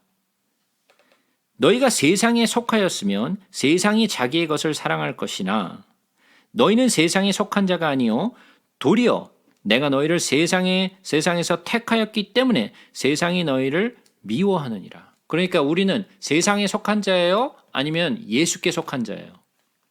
예수. 예수께 속한 자여야 되는 거예요. 누구에게 붙어 있어야 된다고요? 예수. 예수에게 붙어 있어야 돼요. 세상에 붙어 있으면 안 돼요. 세상에 붙어 있다라는 말은 뭐예요? 사탄에게 붙어 있으니까 사탄이 나중에 불못에 던져지면 어떻게 돼요? 따라하지. 예, 줄줄이 따라 들어가는 거예요, 거기. 붙어 있으니까 거기. 예수에게 붙어 있으면 예수를 통해서 들려올림을 받게 됐지만 마귀에게 붙어 있으면 거기에 딸려 가지고 불못에 들어가는 거예요. 그러니까 어디에 붙어 있느냐가 중요해. 그죠? 예수에게 붙어 있어야 된다고요. 근데 우리는 세상에 속한 자들이 아니에요. 세상에 속한 자가 아니라 우리는 예수께 속한 자예요. 내가 너에게 종이 주인보다 더 크지 못하다 한 말을 기억하라.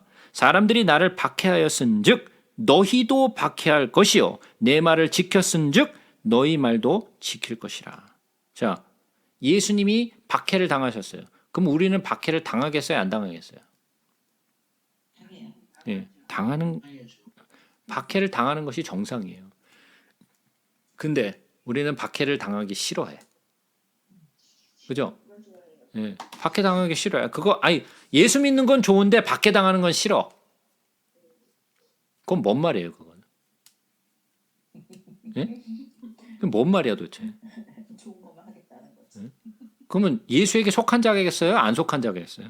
아니지. 예, 예수에게 속한 자가 아니에요.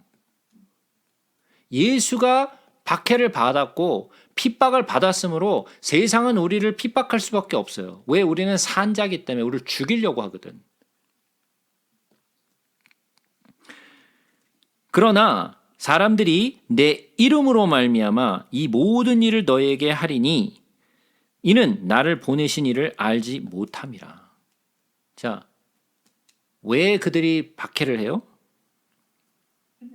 하나님을 알지 못하기 때문에. 내가 와서 그들에게 말하지 아니하였더라면 죄가 없으려니와 지금은 그 죄를 핑계할 수 없느니라. 나를 미워하는 자는 또 내 아버지를 미워하느니라. 그러니까 세상은 우리를 미워하게 돼 있어요. 세상이 우리를 미워하게 돼 있어요. 내가 아무도 못한 일을 그들 중에서 하지 아니하였다면 그들에게 죄가 없으려니와 지금은 그들이 나와 내 아버지를 보았고 미워하였도다. 그러나 이는 그들의 율법에 기록된 바 그들이 이유 없이 나를 미워하였다 한 말을 응하게 하려 함이니라. 이유 있이 미워했다고요? 이유 없이 미워했다라는 거예요. 자, 보세요. 누군가가 미우면 그냥 이유가 필요 없어. 그냥 미워. 그냥 아무런 뭐 잘못한 것도 없는데 그냥 미워 그냥. 이유가 없어 그냥. 그냥 너라는 이유만으로 그냥 싫어 넌 네가. 그죠?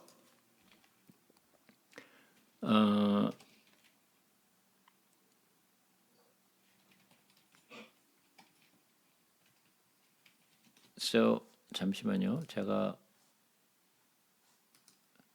뭔가 하나 재미있는 그림을 하나 영상 보여줘요? 아니? 아니요 영상은 아니고요. 예. 자, 뭐 그림 하나를 보여드릴게요.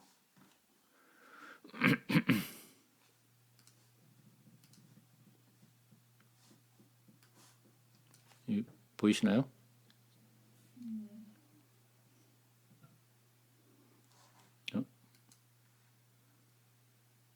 여기 보면 뭐라고 되어 있냐면 Once you hate someone, everything they do is offensive.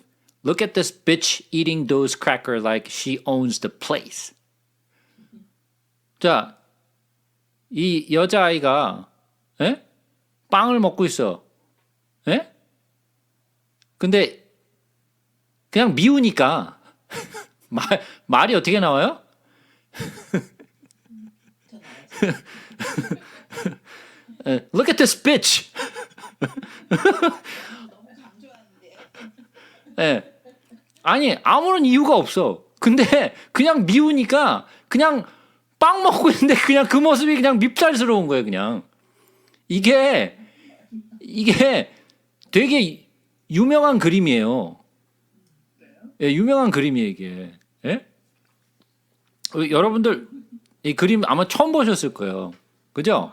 왕따 그림으로 유명한 거예요? 아니 왕따 그림은 아닌데 그냥 누군가가 미우면 그냥 아무 이유 없이 그냥 밉다라는 이야기예요. 예. 그냥 사랑스럽게 생겨서. 이쁜 짓을 해도 밉지. 그쵸. 이쁜 짓을 해도 미운 거야 그냥 이유 없이 미워. 예? 이쁜 척하네 그러면. 그렇지 바로 그거예요. 예수를 왜 미워하느냐? 아무런 이유가 없어 그냥 미워 그냥. 예? 이 내용은 구약 속에 나온 이야기죠. 시편 35장인가요?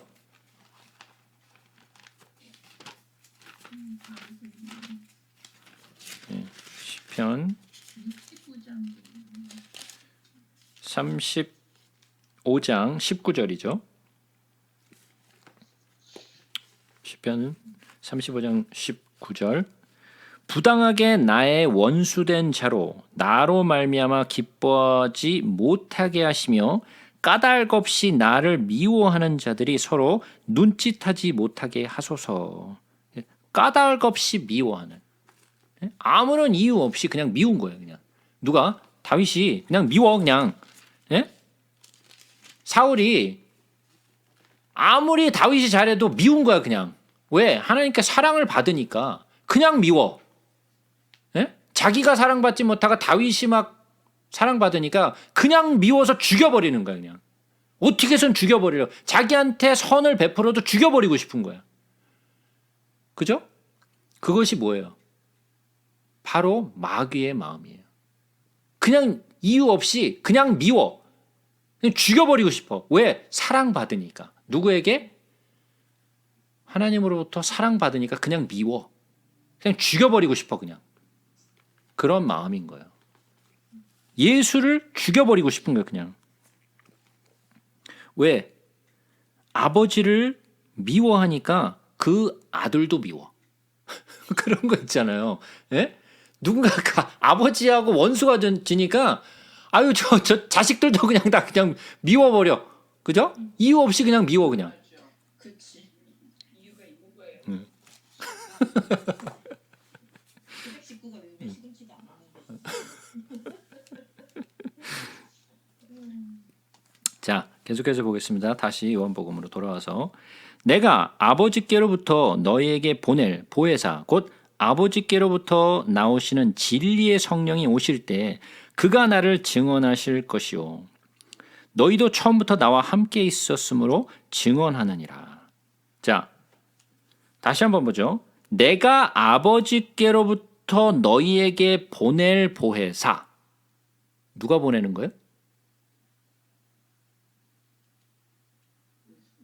예수. 예. 내가 아버지께로부터 너희에게 보낼. 그러니까 누가 보내시는 거예요? 예수가 보내시겠다라는 거죠. 예? 보혜사 곧 아버지께로부터 나오시는 진리의 성령이 오실 때 그가 나를 증언하실 것이요. 자, 그러면 성령이 하시는 일 뭐예요? 예수님을 증언하는. 그렇죠. 성령이 하시는 일은 예수를 증거하는 일이에요.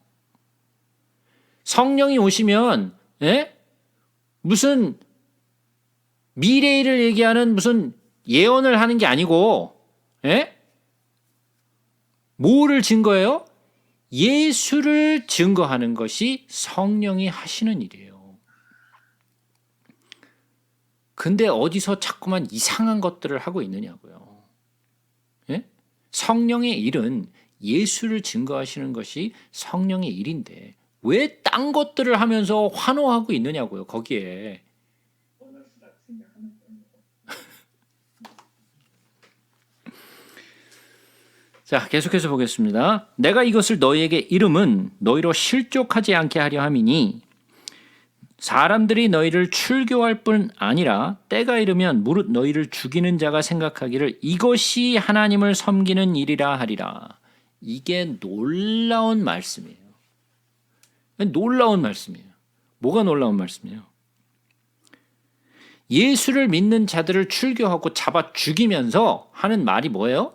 이것이 하나님을 위하는 길이라. 그러니까 그들은 누구를 위해서 일한다고 생각하고 있는 거예요? 하나님. 하나님을 위해서 자기는 일하고 있다라고 생각하고 있는 거예요. 누구를 잡아 죽이면서? 예수의 제자들을 잡아 죽이면서 이것이 하나님을 위하는 길이라. 사도 바울이 사도 바울이 그 일을 앞장서서 했죠. 예수를 믿는, 예수를 따르는 제자들을 다 잡아 죽이려고 문서를 받아가지고 공의에서 다 쫓아다니면서 죽여버리려고 그랬단 말이에요. 그래서 누구를 죽여버려요? 스데반을 죽여버리죠. 스데반을 돌로 쳐서 죽여버린다고. 이것이 하나님을 위하는 길이라. 무서운 일이에요. 이것이 정말 무서운 일이에요. 이것은 세상이 하고 있는 일이 아니라 하나님을 믿는다 하면서 그들이 예수를 잡아 죽여버리고 그를 따르는 제자들을 잡아 죽여버린다는 얘기예요. 그러니까 이 말씀은 갈라디아에서 있는 말씀과 일맥상통하는 말이에요. 자, 우리가 갈라서를 한번 가서 보겠습니다. 갈라디아서 4장.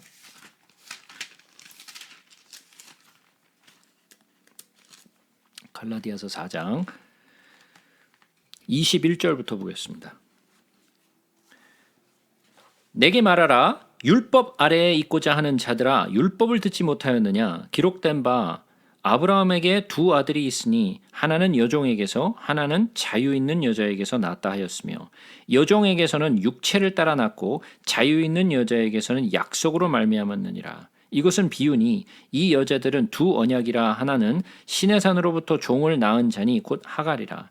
이 하갈은 아라비아에 있는 시내 산으로서 지금 있는 예루살렘과 같은 곳이니 그가 그 자녀들과 더불어 종노릇하고 오직 위에 있는 예루살렘은 자유자니 곧 우리 어머니라. 기록된 바 잉태하지 못한 자여 즐거워하라. 산고를 모르는 자여 소리질러 외치라. 이는 홀로 사는 자의 자녀가 남편 있는 자의 자녀보다 많음이라 하였으니 형제들아 너희는 이삭과 같이 약속의 자녀라. 그러나 그때 육체를 따라 난 자가 성령을 따라 난 자를 박해한 것 같이 이제도 그러하도다. 자, 여기서 나오는 말이 뭐예요? 육체를 따라 난 자와 성령을 따라 난 자가 나와요. 자, 육체를 따라 난 자와 성령을 따라 나온 자가 나오는데 그는 두 사람은 아브라함의 아내였던 하갈과 그 다음에 사라를 비교했어요. 그 아래에서 이삭이 나오고 또 이스마엘이 나와요. 그죠?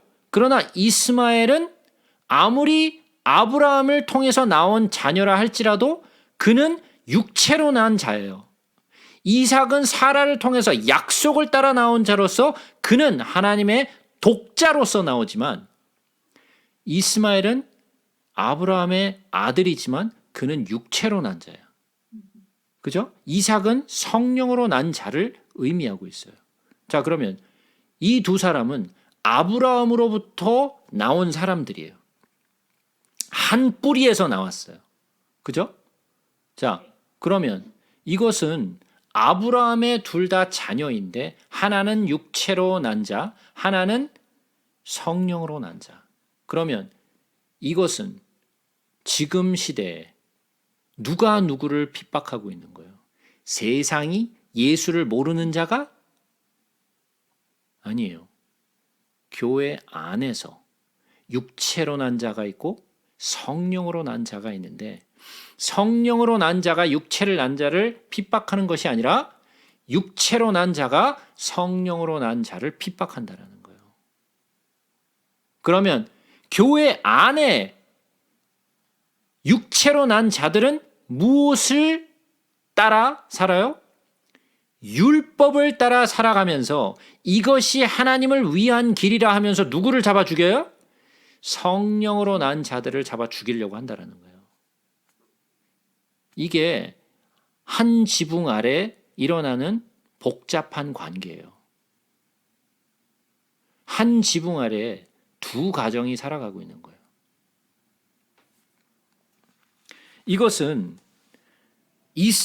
이스마엘과 이삭의 얘기뿐만이 아니라 우리에게도 육체로 난 자와 성령으로 난 자의 다툼이 있어요. 그러나 성령으로 난 자는 육체로 난 자를 핍박하지 않아요. 그러나 육체로 난 자는 성령으로 난 자를 핍박해요. 그러면서 하는 말이 뭐라? 이것이 하나님을 위한 길이라. 그것이 바로 사도 바울이 했던 이야기예요. 그러니까 하나님이 섬기는 일은 성령 안에 있어야만 알아요. 성령 안에 거하지 않으면 하나님이 원하시는 길이 뭔지 알지 못해요. 그러고 나서 성령으로 난 자를 핍박해요. 무서운 일이죠. 그 3절에 보시면, 다시 요한복음으로 돌아와서 16장 3절을 보시면, 그들이 이런 일을 할 것은 아버지와 나를 알지 못함이라. 교회 안에 있는데 예수와 아버지를 모른다라는 거예요. 아니, 어떻게 그런 일이 있을 수 있어? 근데 그들은 스스로 뭐라고 얘기해요? 나는 아버지와 예수를 안다라고 얘기를 해요. 사도 바울이 하나님을 몰랐나요? 철저하게 율법주의자로서 살아왔던 사람이에요. 그죠? 그는 율법에 통달한 사람이었어요. 그는 하나님을 위한다 하면서 예수와 예수의 제자들을 잡아 죽여버렸어요. 그러면서 그것은 아버지와 예수를 모르기 때문에 그런다라는 거예요. 오직 너희에게 이 말을 한 것은 너희로 그때를 당하면 내가 너희에게 말한 이것을 기억나게 하려 함이요. 자, 뭐라고요? 너희에게 말한 이것을 기억나게 하려 함이라. 누가 기억나게 한다 그랬어요? 그렇죠. 성령이 예수께서 하신 말씀을 기억나게 하리라 하셨다 그랬잖아요. 자, 그러면 기억이 나려면 내 안에 이미 있어야 된다 그랬어요? 없어도 된다 그랬어요? 있어야 된다 그랬죠. 예? 하나님의 말씀이 내 안에 있어야지 기억이 나지. 없는데 뭔 기억이야. 지금 내가 나를 보내신 이에게로 가는데 너희 중에 나더러 어디로 가는지 묻는 자가 없고, 제가 이 말씀은 지난 시간에 말씀드렸어요. 이게 뭔 말인지. 도리어 내가 이 말을 함으로 너희 마음에 근심이 가득하였도다. 그러나 내가 너에게 실상을 말하노니 내가 떠나가는 것이 너희에게 유익이라. 내가 떠나가지 아니하면 보혜사가 너희에게로 오시지 아니할 것이요 내가 가면 내가 그를 너희에게 보내리니. 자, 여기서 이 말씀을 한번 좀 살펴보자고요. 자, 이 말을 잘 들으셔야 돼요. 잘 들으셔야 돼요. 또 졸다가 들어가고 또 이상한 데 가서 또 헛소리 하지 마시고, 예, 정확하게 잘 들으시고, 예, 잘 이해하세요. 예? 자, 이 말씀을 다시 한번 보시면, 내가 떠나가는 것이 너에게 유익이라. 내가 떠나가지 아니하면 보혜사가 너에게로 오시지 아니할 것이요 가면 내가 그를 너희에게로 보내리니라고 말씀하셨어요. 자, 그렇다라는 말은 우리가 성령과 함께하는 것이 우리가 예수와 함께하는 것보다 더 유익하다는 말이에요. 예? 이 말씀이 무슨 의미인지 잘 이해하셔야 돼요. 우리가 성령과 함께하는 것이 우리가 예수와 함께하는 것보다 더 유익하다. 자, 그렇다라는 말은 우리가 성령과 거하는 것이 훨씬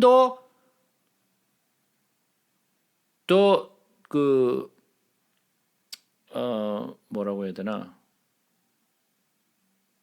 더 중요하고 예수와 있는 것이 덜 중요하다. 그런 이야기가 아니에요. 예? 무슨 이야기냐면 우리가 성령과 함께하는 것이 더 우리에게 유익하다라는 얘기예요. 그래서 정신 바짝 차리고 들으시라는 이야기가 바로 이 말이에요. 자, 그러면 마치 이것은 우리가 성령을 더 중요하게 생각하고 예수를 덜 중요하게 생각하는 것처럼 생각이 돼요. 그러나 이 말씀을 잘 들어보세요.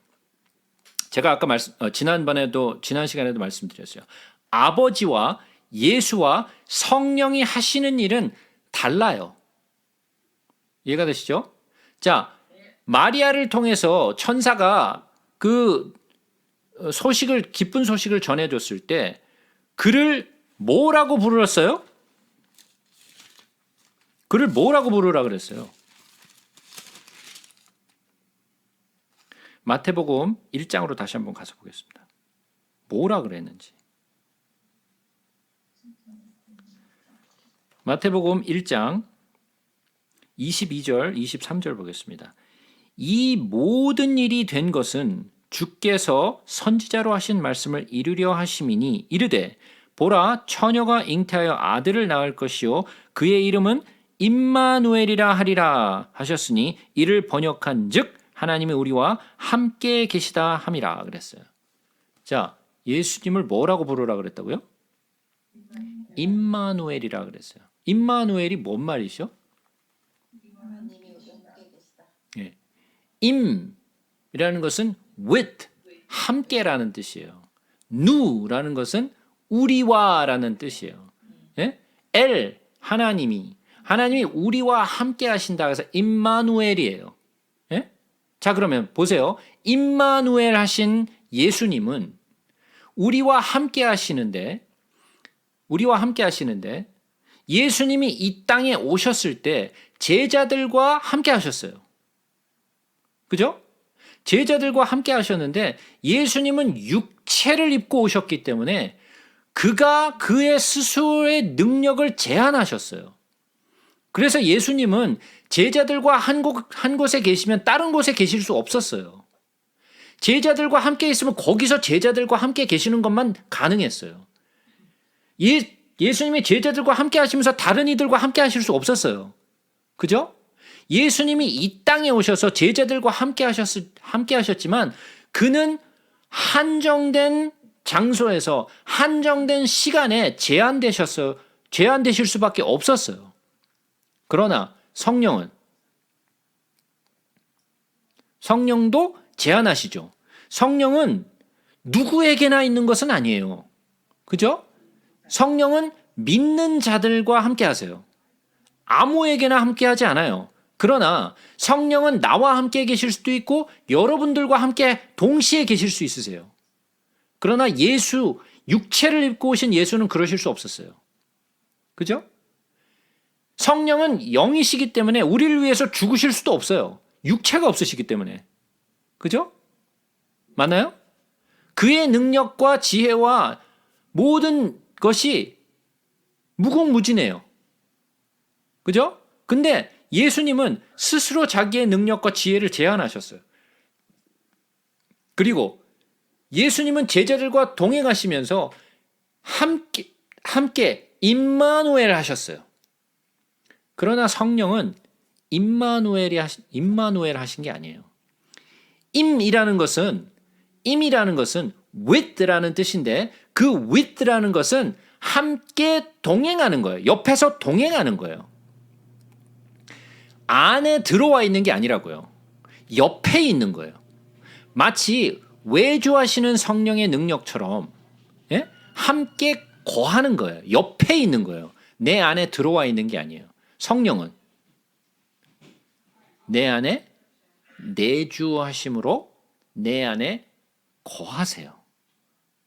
나와 항상 동행하세요. 임마누엘보다 더 유익한 거예요. 무슨 말인지 이해가 되세요? 제가 이 유익하다라는 말이 무슨 말인지 이해가 되셨죠? 예? 예수는 우리를 위하여 죽으시고 부활하심으로써 우리에게 구원을 얻게 해주셨어요.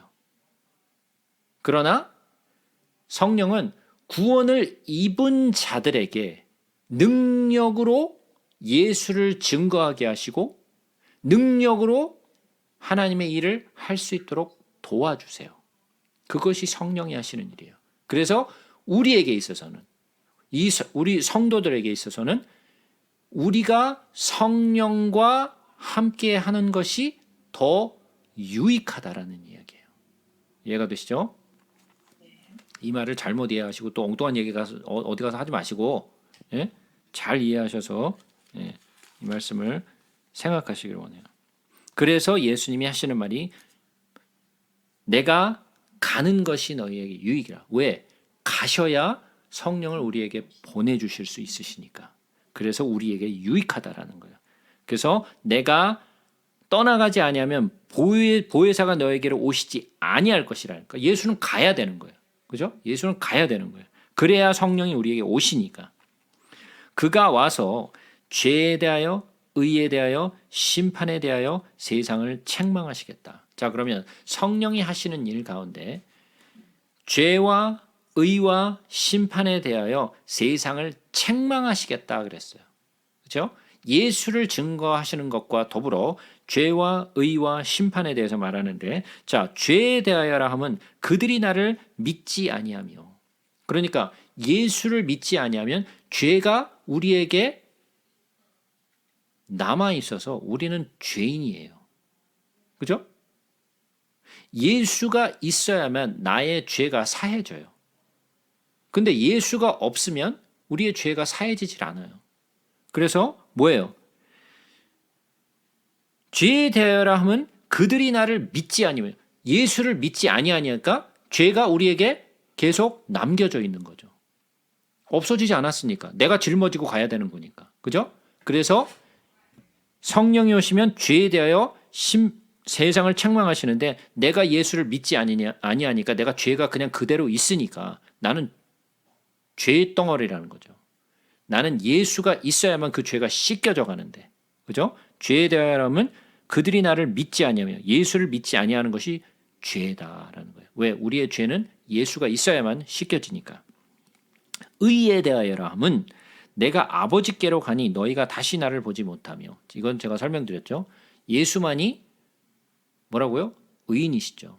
세상에는 의인이 없나니 하나도 없다 그랬어요. 예수만이 의인이에요. 근데 예수가 이제 떠나가시면 뭐만 남아요? 죄인만 남죠. 의인이 하나도 없는 거예요. 그죠? 근데 우리도 죄인이에요. 우리도 죄가 있어요. 그러나 예수를 믿음으로 말미암아 우리의 죄가 씻겨져 갔어요. 씻겨져 가서, 그러면 내가 의인이 됐나요? 아니요. 예, 의인이 된 건 아니죠. 그렇죠. 우리는 의인이라 칭함을 받은, 칭의라고 얘기를 하죠. 그래서 우리는 의인이라 칭함을 얻었어요. 우리가 의인이 된 것은 아니에요. 우리가 의인이 됐다면 죄를 짓지 않겠죠. 그러나 우리가 의인이 아니기 때문에 죄를 계속 짓는 거예요. 근데 죄를 짓는데도 불구하고 우리의 죄는 예수 그리스도의 피로 말미암아 씻겨졌기 때문에 나를 의인이라 칭해 주시는 거예요. 세 번째, 심판에 대하여라 함은 이 세상 임금이 심판을 받았습니다. 세상 임금이 누구예요? 마귀죠. 예? 그가 예수 그리스도가 십자가에 죽으시고 부활하심으로 말미암아 그가 심판을 받았다라는 거죠. 그죠? 그래서 심판에 대하여 말씀하시겠다라는 거예요. 세상을 책망하시겠다라는 거죠. 그래서 성령이 하시는 일, 죄에 대하여, 의에 대하여, 심판에 대하여 세상을 책망하시고 예수를 증거하시고 나타내신다라는 것이 성령이 하시는 일이죠. 내가 아직도 너희에게 이를 것이 많으나 지금은 너희가 감당하지 못하리라. 저도 비슷한 이야기를 하고 싶네요. 할 말이 많으나 너희는 감당하지 못하리니. 농담이고요.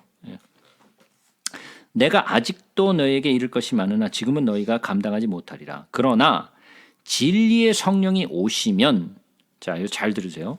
그가, 성령이 너희를 모든 진리 가운데로 인도하시리니. 누가 진리예요? 예수죠. 예수님이 나는 길이요 진리요 생명이라 그랬잖아요. 예수님이 진리란 말이에요. 그러니까 성령이 오시면 진리를 나타내잖아요. 그러니까 진리를 나타낸다는 게 뭐를 나타낸다는 거예요? 예수를 나타낸다라는 거예요. 예? 진리의 성령이 오시면 그가 너희를 모든 진리가 예수 가운데로 인도하겠다라는 거예요. 그가 스스로 말하지 않고 똑같은 말씀을 하시죠. 예수님도 스스로 말하지 않았어요. 그죠? 예수님은 뭘 말씀하셨다 그랬어요? 아버지가 하라고 한 말을 너에게 전했다 그랬잖아요. 근데 성령님도 똑같은 이야기를 해요. 뭐라 그래요? 그가 스스로 말하지 않고 오직 들은 것을 말하며. 누구에게서 들어? 옆집 사람? 예수 아버지께서 아버지께서 말씀하라 하신 것을 전하시는 거예요. 그 아버지가 말씀하신 게 뭐예요? 예수죠. 예수예요. 장래일을 너에게 알리시리라. 그랬더니 내가 성령이 오시면 드디어 내가 예언을 하는구나. 예, 정신 똑바로 차리고 좀 들으세요. 예. 그가 내 영광을 나타내니 성령은 그의 영광을 나타내는 거예요. 누구의 영광? 예수의 영광이에요. 예?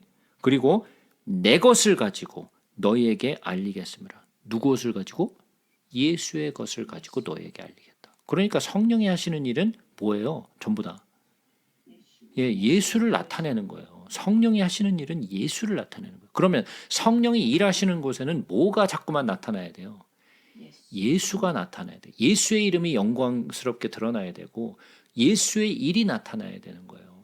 내가 나타나는 게 아니에요. 어떤 다른 현상이 나타나는 게 아니에요. 예수가 드러나야 되는 거예요. 아무리 많은 일이 드러나도 거기서 예수가 나타나지 않으면 그건 다 가짜예요. 자, 계속해서 보겠습니다. 무릇 아버지께 있는 것은 다 내 것이라. 그러므로 내가 말하기를 그가 내 것을 가지고, 누구의 것을 가지고? 예수의 것을 가지고 너희에게 알리시리라 하였노라. 그러니까 성령이 하시는 일은 자기를 나타내지 않아요. 예수를 나타내는 거예요. 조금 있으면 너희가 나를 보지 못하겠고 또 조금 있으면 나를 보리라 하시니 제자 중에 서로 말하되 우리가 말씀하신 바 조금 있으면 나를 보지 못하겠고 또 조금 있으면 나를 보리라 하시며 또 내가 아버지께로 가미라 하신 것이 무슨 말씀이냐 하고 그랬어요. 뭔 얘기인지 못 알아듣죠, 이 사람들은. 그죠? 근데 이건 뭐예요? 예수님이 하신 말이 뭐예요? 너희가 나를 보지 못하겠고 예수 그리스도께서 죽으셔서 부활하셔서 아버지께로 가는 거죠. 그러니까 너희가 나를 이제 더 이상 보지 못한다는 얘기죠. 그런데 내가 가면 성령을 너에게 보내리니, 그러니까 뭐로 오시겠다라는 거예요? 성령으로 오시겠다라는 거죠. 성령으로 오시겠다라는 거예요. 그래서 지금 여기서 한 말이 뭐예요? 또 조금 있으면 나를 보리라. 그것은 성령을 얘기하시는 거예요. 그러니까 하나는 육적인 것을 얘기하고 하나는 영적인 것을 얘기하는 거예요. 또 말하되 예수께서 그 묻고자 함을 아시고 이르시되 내 말이 조금 있으면 나를 보지 못하겠고 또 조금 있으면 나를 보리라 하므로 너희 서로 문의하느냐. 내가 진실로 진실로 너에게 이르노니 너희는 곡하고 애통하겠으나 세상은 기뻐하리라. 너희는 근심하겠으나 너희 근심이 도리어 기쁨이 되리라. 세상은 난리가 났죠. 예수가 이제 죽어서 없어져 버렸으니까 신나. 없어져 버렸으니까. 예수가 이제 없으니까 너무 신나. 너무 기뻐. 너희들은 슬퍼하겠다라는 거죠. 그러나 그 근심이 너희에게 기쁨이 되겠다. 여자가 해산하게 되면 그때가 이르렀으므로 근심하나 아기를 낳으면 세상에 사람 난 기쁨으로 말미암아 그 고통을 다시 기억하지 아니하느니라. 물론 저는 애를 낳아 본 적이 없어서 뭐 잘 모르지만 여자는 애를 낳잖아요. 예? 애를 낳는데 고통스럽단 말이에요. 예? 고통 뭐 요즘에는 뭐 에피두럴 맞고 뭐 C-섹션에서 뭐 쉽게 낳지만 고대에는 그런 게 없었기 때문에 애를 낳다가 죽는 여자들도 많았어요. 그죠? 그 고통을 견디지 못해서 죽는 여자들도 굉장히 많았다고요. 근데 그 고통을 감수하면서 애를 낳았어요. 그러면 그 고통이 너무 끔찍해서 애를 더 이상 안 낳느냐? 그건 아니죠. 또 낳는단 말이에요. 그 고통을 또 감수하고 또 애를 낳아. 왜? 고통이 너무 심해서 정말 그때는 막 죽을 것 같이 막 너무 아팠는데 애를 낳고 보니까 그 애를 낳은 기쁨이 그 고통을 다 덮더라는 거예요. 예? 예수 그리스도의 기쁨이 우리가 받는 세상이 우리에게 주는 핍박과 그 고난을 덮어버린다라는 거예요. 지금은 너희가 근심하나 내가 다시 너희를 보리니 너희 마음이 기쁠 것이요 너희 기쁨을 빼앗을 자가 없으리로다. 그날에는 너희가 아무것도 내게 묻지 아니하리라. 내가 진실로 진실로 너희에게 이르노니 너희가 무엇이든지 아버지께 구하는 것을 내 이름으로 주시리라. 자, 너희가 내게 더 이상 묻지 않겠다. 왜? 왜 묻지 않아?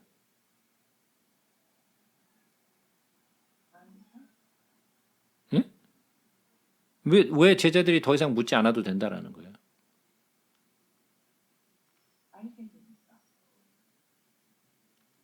성령이 너희에게 오시면 그들이 너희를 가르치겠다라는 거예요. 그러니까 너희가 나한테 더 이상 물을 필요가 없다는 거예요. 왜? 성령이 너희에게 가르치실 것이니까. 예? 그 얘기예요. 지금까지는 너희가 내 이름으로 아무것도 구하지 아니하였으나 구하라 그리하면 받으리니 너희 기쁨이 충만하리라. 제가 이것에 대해서는 제가 지난 시간에 말씀을 드렸죠. 기도에 관한 거라고 제가 말씀을 드렸어요. 이것을 비유로 너에게 일렀거니와 때가 이르면 다시는 비유로 너에게 이르지 않고 아버지에 대한 것을 밝히 이르리라. 그날에 너희가 내 이름으로 구할 것이요 너희를 위하여 아버지께 구하겠다 하는 말이 아니니. 즉 다시 말해서 무슨 얘기냐면 이제까지는 예수님이 제자들을 대신하여서 아버지께 구하셨다라는 거예요. 그러나 이제 내가 십자가에서 죽고 내가 부활해서 아버지께로 가면 내가 너희들의 중보자가 돼서 제사장이 되어서 그 하나님과 너희들 사이에 왔다 갔다 거리지 않겠다라는 거예요. 왜? 예전에는 제사장이 그 제사에 드려진 그 동물의 피를 들고 대제사장이 지성소로 들어갔단 말이에요. 지성소로 들어가는 거는 대제사장만 들어갈 수 있었지 제사장도 못 들어가고 다른 사람들은 일반 사람들은 거기에 엄두도 내지 못했어요. 성소도 못 들어가. 지성소는 고사하고 성소도 못 들어가. 그죠? 근데 예수 그리스도가 십자가에 죽으시고 어떻게 됐어요? 휘장이 위에서부터 아래로 쫙 찢어지면서 뭐가 열렸어요? 새롭고 산 길이 열렸단 말이에요. 휘장이 찢어져 버렸어요. 누가 물러났어요? 그룹이 물러섰단 말이에요. 그룹이 물러서면서 어떻게 됐어요? 생명나무로 가는 길이 열렸단 말이에요. 더 이상 예수 그리스도께서 대제사장의 역할을 하시면서 아버지와 우리의 사이를 왔다 갔다 하면서 대언하시는 것이 아니라 우리로 하여금 아버지께로 가는 길을 열어버리셨단 말이에요. 그것이 히브리서에 나오는 이야기죠. 히브리서를 한번 가져보겠습니다.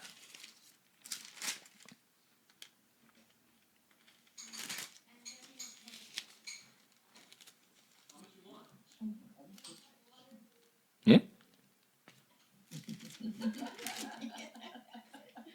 뭐라고요?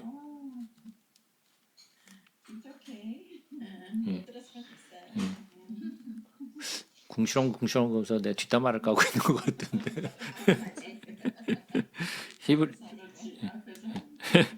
히브리서 10장 19절부터 보겠습니다. 그러므로 형제들아 우리가 예수의 피를 힘입어 성소에 들어갈 담력을 얻었나니 그 길은 우리를 위하여 휘장 가운데로 열어놓으신 새로운 살 길이요 휘장은 곧 그의 육체니라. 예.